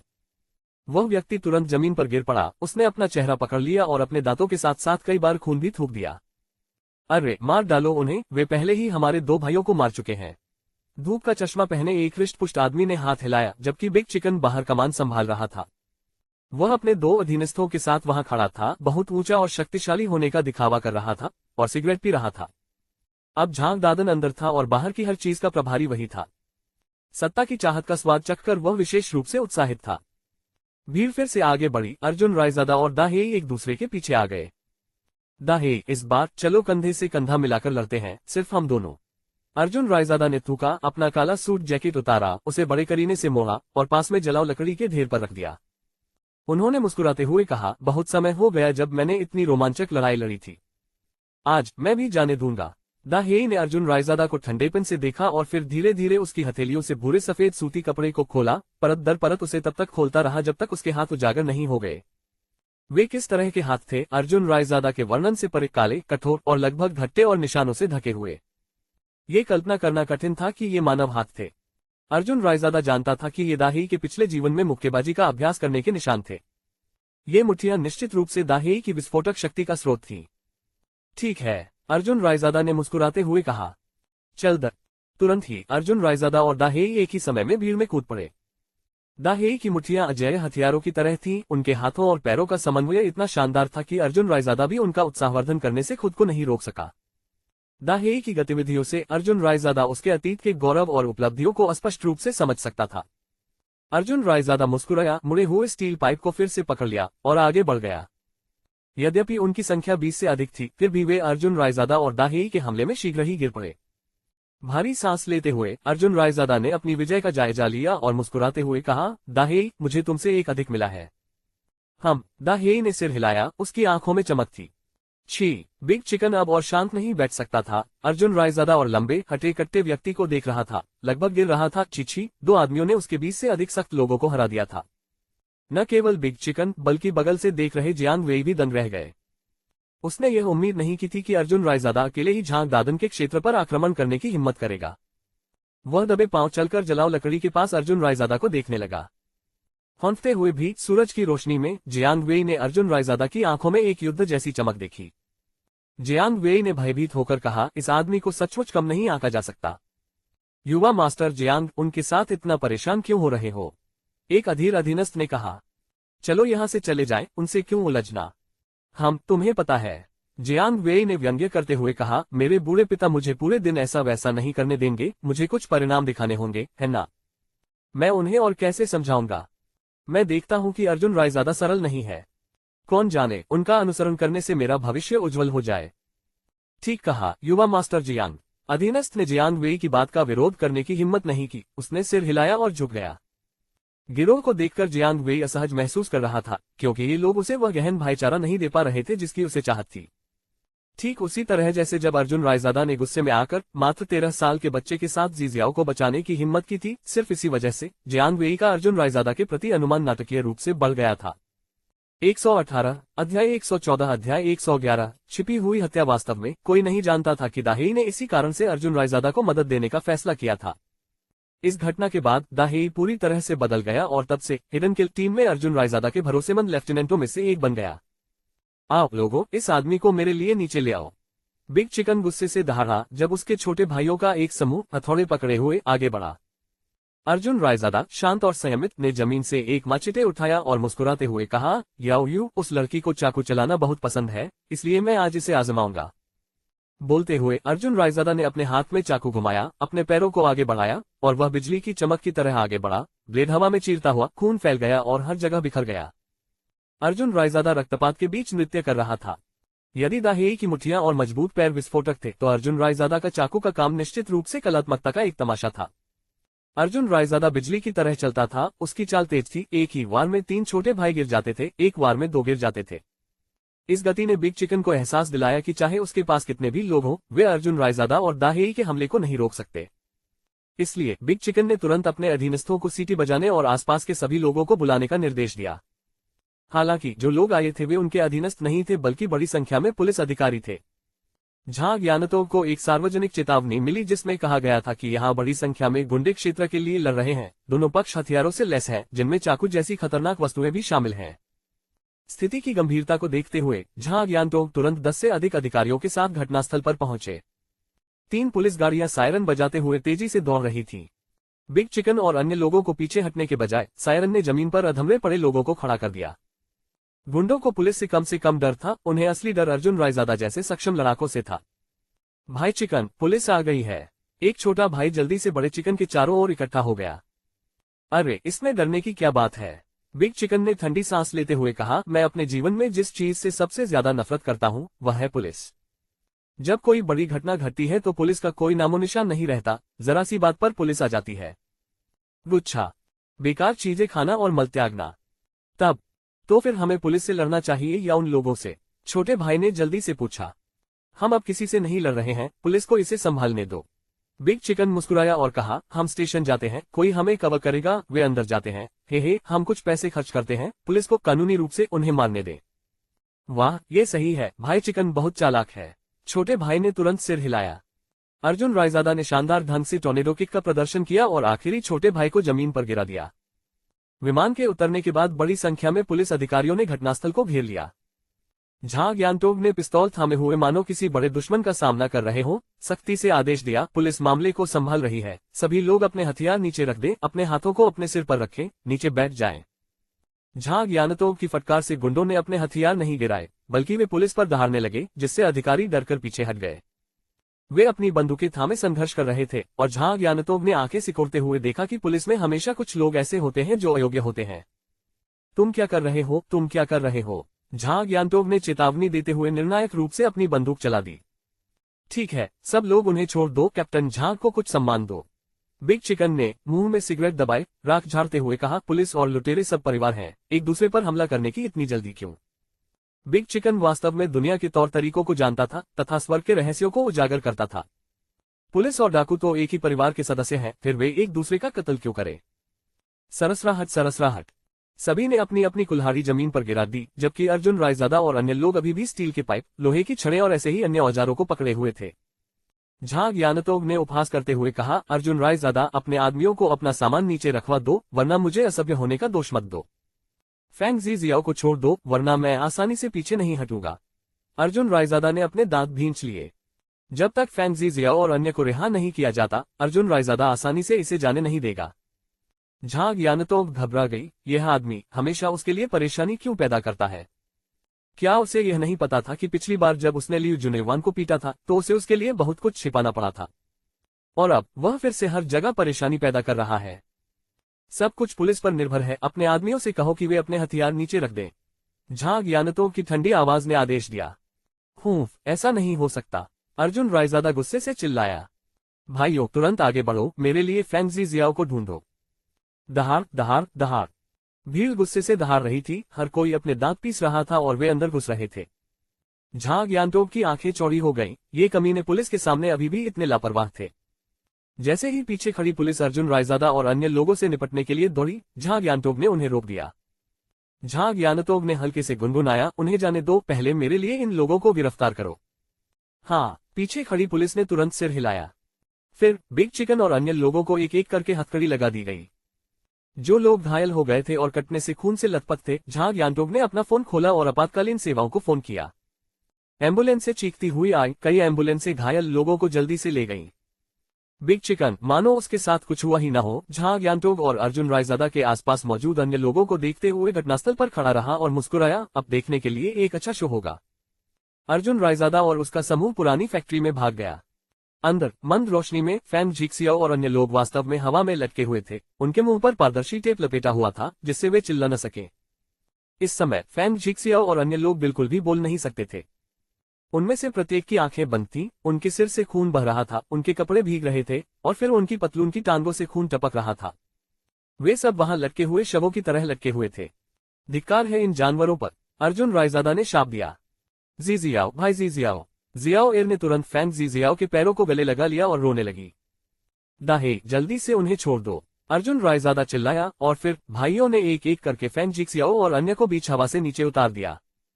फेंग जियाओ ने कमजोरी से अपनी आंखें खोली, उसका पूरा शरीर इतना क्षतिग्रस्त हो गया था कि उसे पहचाना नहीं जा सकता था, उस पर मुश्किल से एक भी दाग बचा था। अर्जुन रायजादा ने दांत पीसते हुए कहा, जियाओ, क्या तुम ठीक हो? भाई अर्जुन, आप आ गए। फेंग जियाओ ने मुस्कुराते हुए कहा, भाई आपका बहुत इंतजार कर रहे थे, निश्चिंत रहें, हमने कुछ नहीं कहा। बोलने के बाद फेंग जियाओ तुरंत बेहोश हो गया। धिक्कार है, उसे बचा लो। अर्जुन रायजादा फेंग जियाओ को पकड़े हुए जल्दी से बाहर भागा। दाहे ने अर्जुन रायजादा की पीठ को देखते हुए, अपने दांत पीसते हुए वहां मौजूद छोटे भाइयों को आदेश दिया, जो चल सकते हैं वे हमारे पीछे आए, जो नहीं चल सकते, हम उन्हें उठाकर ले जाएंगे। फिर दा हेई अकेले ही अपने 2 छोटे भाइयों को लेकर बाहर भागे, जिनके पैर टूट गए थे। ये बचाव के लिए सबसे अच्छा क्षण था। अर्जुन रायजादा बाहर भागा, बाहर एम्बुलेंस को देखा और बिना कुछ कहे दौड़कर वहां पहुंचा। फिर उसने एम्बुलेंस में बैठे लोगों को नीचे फेंक दिया और फेंग जिक्सियाओ को उस पर बिठा दिया। उसने डॉक्टर का कॉलर पकड़ लिया और चिल्लाया, उसे बचाओ वरना मैं तुम्हारी जान ले लूंगा। अर्जुन रायजादा, आवेगी मत बनो। झांग यानटोग ने भी अपनी आंखें चौड़ी कर ली, आश्चर्यचकित थी कि फेंग जिक्सियाओ को इस तरह पीटा गया था। और जब दा हेई और अन्य लोगों ने बाकी छोटे भाइयों को अंदर से बाहर निकाला तो हर कोई हैरान रह गया। वे लोग अब इंसान नहीं लग रहे थे, पीटे हुए और खून से लथपथ, कुछ के तो हाथ पैर भी टूटे हुए थे। आओ लोग, अर्जुन रायजादा दहाड़ा। भाई अर्जुन। सभी लोग खड़े हो गए, उनकी आंखें क्रोध से भरी हुई थीं। उन कमीनों ने भाई जियाओ और अन्य लोगों को इस स्थिति में पहुंचा दिया था, उनके दिलों को क्रोध से भर दिया था। अर्जुन रायजादा ने मुस्कुराते हुए कहा, जो लोग मेरे भाइयों को मारते हैं उन्हें मार दिया जाना चाहिए। आज यदि हम पीछे हट गए, आज यदि मैं हार मान गया, तो कल जियागुआई शहर में हमारे लिए कोई जगह नहीं बचेगी। आप क्या कहते हैं, हम क्या करें? मारो मारो मारो। सबने अपनी मुठ्ठियां उठा ली। दा हेई की भावनाएं अर्जुन रायजादा द्वारा पूरी तरह से उत्तेजित हो गईं। उन्होंने अपने दांत पीसते हुए कहा, इन जानवरों का वध करो। अच्छा। अर्जुन रायजादा ठंडी हंसी हंसा, भाइयों की खातिर, भले ही इसका मतलब जेल जाना हो, यह इसके लायक है। मैं, अर्जुन रायजादा, कभी भी मृत्यु से डरने वाला व्यक्ति नहीं रहा हूं। ऐसा कहते हुए अर्जुन रायजादा ने अपना सिर घुमाया, बिग चिकन को पुलिस द्वारा हिरासत में लिया हुआ देखा और कदम दर कदम उसकी ओर बढ़ा। बिग चिकन तुरंत घबरा गया, क्या अर्जुन रायजादा वास्तव में पुलिस को छू सकता है? या शायद अर्जुन रायजादा पागल हो गया था। वह कई कदम पीछे हट गया। झांग यानटोग ने तुरंत अर्जुन रायजादा को रोकते हुए कहा, अर्जुन रायजादा, पुलिस इन मामलों को संभालेगी, कृपया जांच में सहायता करने के लिए हमारे साथ आए। मेरी गान की जांच करो, तुम्हें लगता है कि मैं नहीं जानता? अर्जुन रायजादा ने झांग यानटोग को घूरते हुए कहा, क्या तुम्हें पता है कि आज की घटना क्यों हुई? ऐसा इसलिए है क्योंकि पुलिस स्टेशन में एक जासूस है, आप अच्छी तरह जानते हैं कि वह कौन है। पिछली बार जब हमने झांग दादन को पकड़ा था तो मेरे अलावा केवल आप ही जानते थे। आज बिग चिकन ने भी यही कहा, पुलिस के अंदर से खबर लीक हुई। हम्फ। सस। झांग यानटोग ने तेजी से हौंफते हुए कहा, उसकी आंखें चौड़ी हो गईं।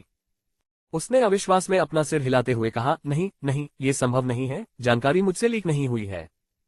चाहे वह आप हो, आप सबसे बेहतर जानते हैं, लेकिन आज कृपया मुझे मेरे भाइयों का बदला लेने से न रोकें। अर्जुन रायजादा ने झांग यानटोग को एक तरफ धकेल दिया और सीधे बिग चिकन की ओर चल दिया। 2 पुलिसकर्मियों ने तुरंत अर्जुन रायजादा का रास्ता रोक दिया। अर्जुन रायजादा ने व्यंग्य किया, यही तो तुमने मांगा था। 119, अध्याय 115, अध्याय 112, एक पुलिस अधिकारी पर हमला। बूम। अर्जुन रायजादा के दाहिने पैर ने बिजली की तरह 2 पुलिसकर्मियों को बुरी तरह से लात मारी। दोनों पुलिसकर्मी तुरंत जमीन पर गिर पड़े और कई बार लुढ़के अंततः स्थिर हुए। ये देखकर अन्य पुलिसकर्मियों ने जल्दी से उन्हें घेर लिया और झांग यानटोग को अर्जुन रायजादा के गुस्से का एहसास हुआ। वह तुरंत दौड़कर आई, अर्जुन रायजादा के सामने खड़ी हो गई और बोली, अर्जुन रायजादा, लापरवाह मत बनो, वरना तुम कानून की सजा से बच नहीं पाओगे। भाड़ में जाए तुम्हारा कानून, मैं कभी भी कानून से बंधा हुआ व्यक्ति नहीं रहा, न पहले और न अब। अर्जुन रायजादा गुस्से से चिल्लाया। एक जोरदार लात के साथ पुलिसकर्मी अर्जुन रायजादा की दौड़ और कई युद्धाभ्यासों का सामना नहीं कर सके, वे उसके सामने बिल्कुल भी मुकाबला नहीं कर सकते थे। कुछ ही देर में वे सभी जमीन पर पड़े दर्द से कराहने लगे। झांग यानटोग अर्जुन रायजादा के सामने खड़ी थी, जबकि उसके पीछे बिग चिकन आत्मसंतुष्ट होकर सिगरेट पी रहा था। अर्जुन रायजादा, मुझे मेरी सीमा तक मत धकेलो। झांग यानटोग ने अपनी मुठ्ठियां भींच ली, उसकी आंखों में जटिल भावनाओं का मिश्रण दिखाई दे रहा था। वह अर्जुन रायजादा के साथ दुश्मनी नहीं करना चाहती थी, लेकिन पुलिस की छवि और गरिमा बनाए रखने के लिए उसे उसके खिलाफ खड़ा होना पड़ा। ये तुम ही हो जो मुझे उकसा रहे हो, अर्जुन रायजादा ने ठंडी आवाज में कहा, एक तरफ हटो, मैं आज उसे मार डालूंगा। बिल्कुल नहीं, झांग यानटोग ने तुरंत अपने दांत पीस लिए। तो फिर मुझे असभ्य होने का दोष मत दो। अर्जुन रायजादा ने तुरंत हमला किया और झांग यानटोग ने भी लड़ने का रुख अपनाया। जल्द ही दोनों आपस में उलझ गए। झांग यानटोग ने इससे पहले कभी भी अर्जुन रायजादा के साथ मुकाबला नहीं किया था और आज की लड़ाई ने उसे तुरंत अर्जुन रायजादा के दबाव का एहसास कराया। उसकी ताकत और गति अविश्वसनीय रूप से तेज थी, अगर ऐसा ही चलता रहा तो वह जानती थी कि वह प्रतिस्पर्धा नहीं कर पाएगी। दरअसल कुछ ही मिनटों में झांग यानटोग का गला अर्जुन रायजादा ने जकड़ लिया।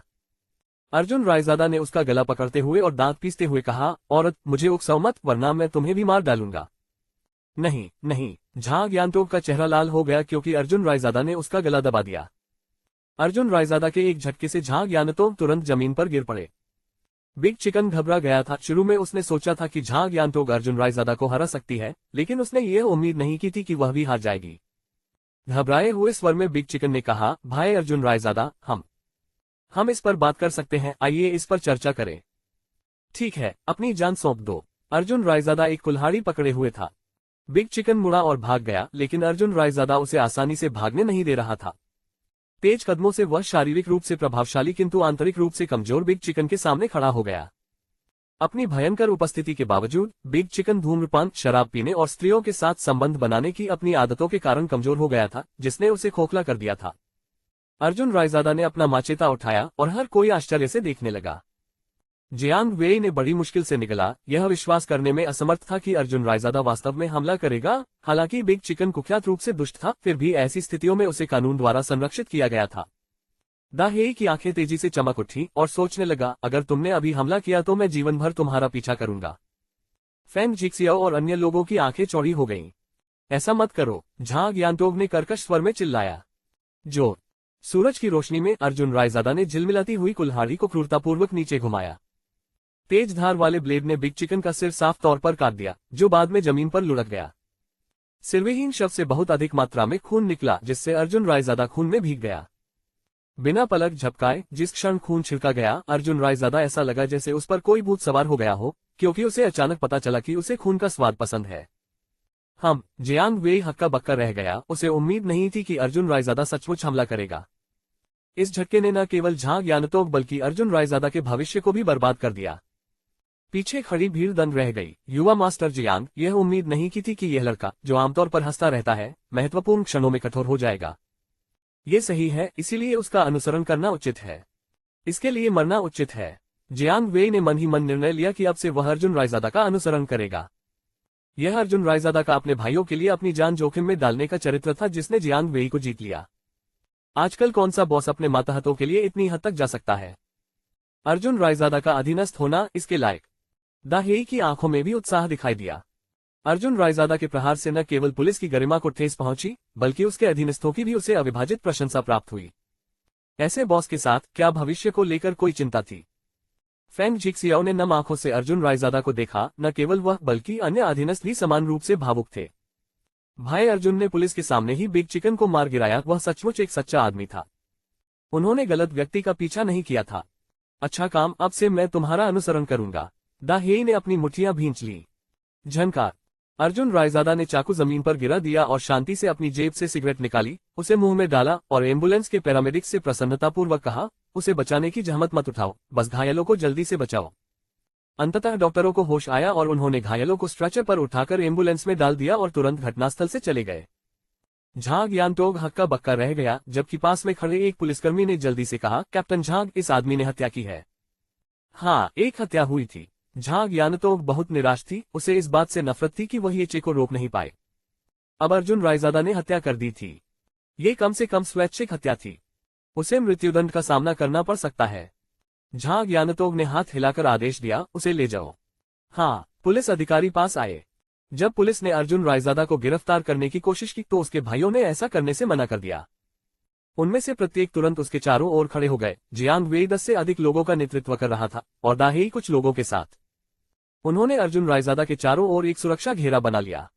जियांग वेई चिल्लाया, जो कोई भी मेरे भाई को गिरफ्तार करने की हिम्मत करता है, मैं उससे मौत तक लड़ूंगा।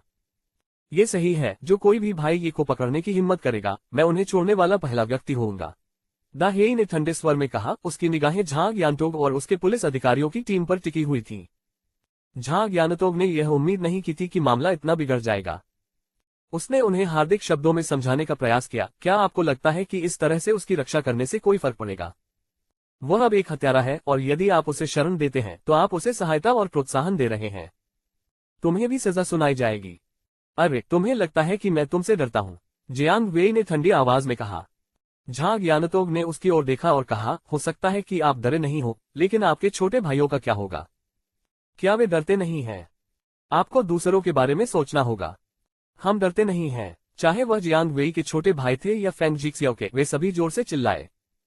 वे अर्जुन रायजादा के उत्साह से पूरी तरह प्रेरित हो चुके थे और अब डर का मतलब नहीं जानते थे। झांग यांटोग ने तुरंत अपनी भौहें सिकोड़ ली। पास में खड़े एक अधिकारी ने तुरंत रेडियो उठाया और पुकारा, मुख्यालय मुख्यालय, ये स्क्वाड 1 है। हमें परेशानी का सामना करना पड़ा है और अब हम बैकअप का अनुरोध करते हैं। जैसे ही पुलिस ने बैकअप के लिए फोन किया, जियांग वेई ठंडे स्वर में हंसने लगा, तो आपके पास बैकअप है और हमारे पास नहीं। ये कहने के बाद जियांग वेई ने तुरंत लोगों को इकट्ठा करने के लिए कॉल करना शुरू कर दिया, जबकि फेंग जिक्सियाओ के अधीनस्थों ने भी लोगों को एक साथ खींचना शुरू कर दिया। जियांगहुआई शहर में हंगामा मच गया। इसके छोटे आकार को देखते हुए शहर के केंद्र तक इसकी खबर तेजी से फैल गई। कई छोटे भाई वाहन चलाकर या टैक्सी लेकर घटनास्थल पर जाने लगे। पुलिस बल के पहुंचने से पहले ही 100 से अधिक छोटे भाई एकत्र हो चुके थे। वे जियांग वेई या फेंग जिक्सियाओ से नहीं थे। इन लोगों में से कुछ को जियांग वेई ने वजन बढ़ाने के लिए बुलाया था, जबकि अन्य सिर्फ नाटक देखने के लिए आए थे। अब ये दिलचस्प हो रहा है, पुलिस के खिलाफ जाना। बिल्कुल, अगर पुलिस का विरोध न होता तो मैं आने की जहमत नहीं उठाता। लोग लगातार बातें कर रहे थे। प्रत्येक व्यक्ति घेरे में अर्जुन रायजादा को बचा रहा था। अर्जुन रायजादा के चारों ओर भीड़ बढ़ती जा रही थी तथा लोगों की संख्या में लगातार वृद्धि हो रही थी तथा अनेक मिनीवैन घटनास्थल की ओर दौड़ रहे थे। फिर भी पुलिस की ओर से कोई हलचल नहीं हुई। हाओजी और दाजिया को भी कॉल प्राप्त हुए। इसके बारे में सुनते ही वे तुरंत तियाने ग्रुप से वहां पहुंचे। धिक्कार है, मेरे भाई से उलझने की हिम्मत कौन करता है। जैसे ही वे घटनास्थल पर पहुंचे, वे वहां के भयावह माहौल को देखकर दंग रह गए। पुलिस के पास केवल 20 लोग थे, जबकि अर्जुन रायजादा के पक्ष में पहले से ही 200 से अधिक लोग इकट्ठा हो चुके थे और उनकी संख्या अभी भी बढ़ रही थी। दाजिया आश्चर्यचकित था। अरे, क्या हम पुलिस को पूरी तरह निगलने वाले हैं? हे, जब तक भाई को नुकसान न हो। हाओजी हंसा। सूट पहने हुए वह अपने हाथ में रक्त लाल खंजर लेकर खेल रहा था। भीड़ के पीछे जाकर उसने देखा कि अर्जुन रायजादा वहां बैठकर धूम्रपान कर रहा है और मजाक करते हुए बोला, भाई, इतने सारे लोगों को यहां बुलाना बहुत प्रभावशाली है। चले जाओ। अर्जुन रायजादा ने उपहास करते हुए कहा, मैंने आज एक आदमी को मार डाला। ओह, अभी अभी एक आदमी को मार डाला और फिर भी इतनी बड़ी संख्या में लोग। दाजिया और हाउजी के लिए अर्जुन रायजादा का किसी को मारना कोई असामान्य बात नहीं थी। क्या यह इतना बड़ा हंगामा करने लायक था? अर्जुन रायजादा मुस्कुराया, पुलिस मुझे ले जाना चाहती है। धिक्कार है, अगर उन्होंने हिम्मत की तो मैं खुद उन सभी को मार डालूंगा। दाजिया ने गुस्से से कहा, मैं आत्मसमर्पण करने की योजना बना रहा हूं। अर्जुन रायजादा ने ये कहा और फिर जमीन पर अपनी सिगरेट बुझा दी। कुल 5 सिगरेट के टुकड़े गिने। वह हल्के से मुस्कुराए और बोले, ये स्वर्णिम त्रिभुज नहीं है, ये चीन है, कानून द्वारा शासित देश, समझे? भाई, तुम्हें आत्मसमर्पण करने की आवश्यकता नहीं है। अगर तुम सच में चाहते हो तो मुझे करने दो। दाजिया तुरंत आगे बढ़ा। कोई जरूरत नहीं, वे मूर्ख नहीं है। मुझे कौन नहीं पहचानेगा? अर्जुन रायजादा ने हल्की मुस्कान के साथ कहा। उसके बाद वह जमीन से ऊपर उठ गया। भाई, दाजिया और हाउजी ने तुरंत उसे रोकने की कोशिश की। हालांकि अर्जुन रायजादा ने उन्हें धीरे से किनारे कर दिया और कहा, कुछ चीजें एक बार हो जाने के बाद उन पर पछतावा नहीं होता। मेरा मानना है कि इस घटना के बाद अन्य लोग भी जल्दबाजी में कोई कदम उठाने की हिम्मत नहीं करेंगे। 120 अध्याय 116 अध्याय 113 स्वयं को समर्पित करना। अर्जुन रायजादा ने बोलना समाप्त किया और सीधे झांग यानतोव की ओर चल दिया। अर्जुन रायजादा को आते देख पुलिस अधिकारी तुरंत झांग यानतोव के सामने खड़े हो गए। झांग यानतोव ने भौहें चढ़ाते हुए ठंडी हंसी में कहा, अर्जुन रायजादा, क्या अब तुम संतुष्ट हो, ये देखकर कि इतने सारे लोग तुम्हारी रक्षा के लिए आए हैं? क्या आपका पुरुषवादी अहंकार संतुष्ट हो गया है? आपने जो कुछ किया है उस पर आपको बहुत गर्व होना चाहिए और यह सोचना चाहिए कि इससे आपको अपने छोटे भाइयों की वफादारी मिलेगी। खैर, मैं आपको बता दूं, आप गलत हैं। मैं यहाँ आत्मसमर्पण करने आया हूँ। अर्जुन रायजादा ने झांग यानतोव को तिरस्कार से देखा। क्या? झांग यानतोव की आंखें आश्चर्य से चौड़ी हो गईं। ये बेवकूफ वास्तव में आत्मसमर्पण करने के लिए यहाँ था। झांग यानतोव हक्की बक्की रह गई। उसने मान लिया था कि अर्जुन रायजादा उसके सामने दिखावा करने आया है। उसने यह उम्मीद नहीं की थी कि वह आत्मसमर्पण करने आएगा। वह तुरंत भीड़ में घुस गई, अपने शरीर से हथकड़ी निकाली और अर्जुन रायजादा के एक हाथ में हथकड़ी लगा दी तथा दूसरे सिरे को अपनी कलाई पर लपेट लिया ताकि वह भाग न सके। भाई अर्जुन, जियोएर और अन्य लोग दौड़े, लेकिन अर्जुन रायजादा ने अपना हाथ हिलाया। झगड़ा मत करो, तितर बितर हो जाओ। अब पुलिस इसका ध्यान रखेगी। भाई अर्जुन, आप पुलिस के साथ कैसे जा सकते हैं? जियाओएर तुरंत चिंतित हो गया। उसने अपनी नाक पोंछते हुए कहा, यहाँ हम में से इतने सारे लोग हैं, पुलिस को पीटना कोई समस्या नहीं होगी। और इस गोली से बच निकलने के बाद क्या होगा? अर्जुन रायजादा ने हल्की मुस्कान के साथ कहा, क्या इसका मतलब है कि अब से हम लगातार भागते भागते रहेंगे? यह जियोएर के पास तुरंत शब्द नहीं थे। आज भाई अर्जुन ने किसी की हत्या कर दी थी, जिसका मतलब था कि अब भागना ही पड़ेगा। अचानक जियाओएर ने कहा, हम इसे निपटाने के लिए पैसे का उपयोग कर सकते हैं। घटनास्थल पर सन्नाटा छा गया। अर्जुन रायजादा ने सभी की ओर देखा और कहा, दा हे, लोगों का अच्छे से ख्याल रखना, परेशानी मत पैदा करना। जियांग वेई, मैं तुम्हारा फैसला जानता हूँ। चूंकि यह बन चुका है, कैसीनो का मामला आप और फैंग जीक्सियाओ पर छोड़ दिया जाएगा। मिलकर काम करो, भविष्य में सफलता मिलेगी। समझ गया। दा हेई और जियांग वेई ने तुरंत सिर हिलाया। किसी कारणवश जियांग वेई को अपनी आंखों में तेज दर्द महसूस हुआ और बाद में उसे एहसास हुआ कि वह रो रहा था। इसके तुरंत बाद पुलिस अर्जुन रायजादा को ले गई और जब वे चले गए तब तक कोई सहायक अधिकारी नहीं पहुंचा था। ये खबर कि झांग दादन के नंबर 1 आदमी बिग चिकन को अर्जुन रायजादा ने मार डाला था और यह सब कुछ अपने छोटे भाइयों को बचाने के लिए किया गया था, एक पल में जियागुआई शहर में फैल गई। कुछ लोगों ने कहा कि अर्जुन रायजादा भावुक, वफादार और सच्चा भाई था, फिर भी अन्य लोगों ने उसे मूर्ख, अज्ञानी और तर्कहीन कहा। शोर शराबा अलग अलग था और पहले शांत शहर में हलचल मच गई। फ्लेम ड्रैगन गैंग के मुख्यालय पर यान बुअर अपने अध्ययन कक्ष में लेटा हुआ था, जबकि 2 अविश्वसनीय रूप से आकर्षक और मोहक महिलाएं, जिनके नितंब और बड़े स्तन थे, उसके ऊपर झुकी हुई थीं और अपने मुंह से किसी चीज पर कड़ी मेहनत कर रही थीं। ड्रैगन की सांस की धूप कमरे में सजी हुई थी। इसकी कामोत्तेजक खुशबू ने दोनों महिलाओं को और भी अधिक प्रयास करने के लिए प्रेरित किया। अचानक यान बुअर का फोन बज उठा। उन्होंने तुरंत इसे उठाया और लाइन के दूसरे छोर पर खबर सुनकर उन्होंने आश्चर्य से कहा, क्या ये सच है? गैंग लीडर, ये बिल्कुल सच है। हमारे लोग आज घटनास्थल पर थे। उन्होंने अपनी आंखों से अर्जुन रायजादा को पुलिस द्वारा गिरफ्तार होते देखा। फोन से एक गहरी आवाज आई। अच्छा, बहुत अच्छा, यान बुअर ने मुस्कुराते हुए कहा, चलो अपने लोगों को तुरंत आगे बढ़ाते हैं। ये सुनिश्चित करने का प्रयास करें कि अर्जुन रायजादा को सजा मिले। फिर उसे जेल में डालने का कोई रास्ता खोजो और मैं यह मानने से इनकार करता हूं कि मैं उसे इस बार वश में नहीं कर सकता। यान बुअर के मन में अर्जुन रायजादा उसके हाथ का मोहरा बन गया था। जब तक अर्जुन रायजादा को सजा सुनाई जाती रहेगी तब तक स्वतंत्रता ही सौदेबाजी का मुद्दा बनी रहेगी। यान बुअर को विश्वास था कि अर्जुन रायजादा उसे मना नहीं करेगा। इस खबर से स्वाभाविक रूप से रोमांचित होकर उन्होंने फोन रख दिया, खिलखिलाकर हंसे और कहा, बेबी, मैं आ रहा हूं।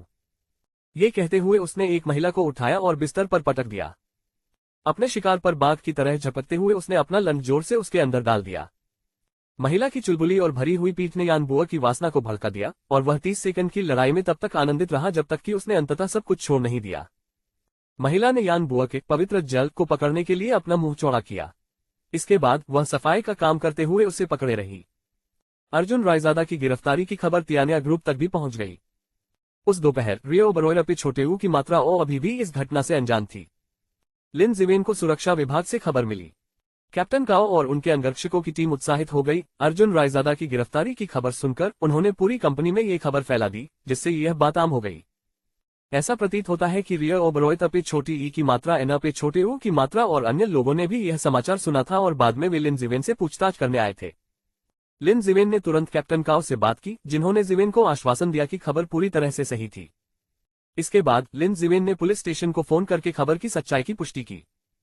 थप थप थप ली रुओ के कार्यालय पर दस्तक दी गई और रियो ओबरोइरा पे छोटे ऊ की मात्राओं की सहमति प्राप्त करने के बाद लिन जिवेन दौड़कर अंदर पहुंचे।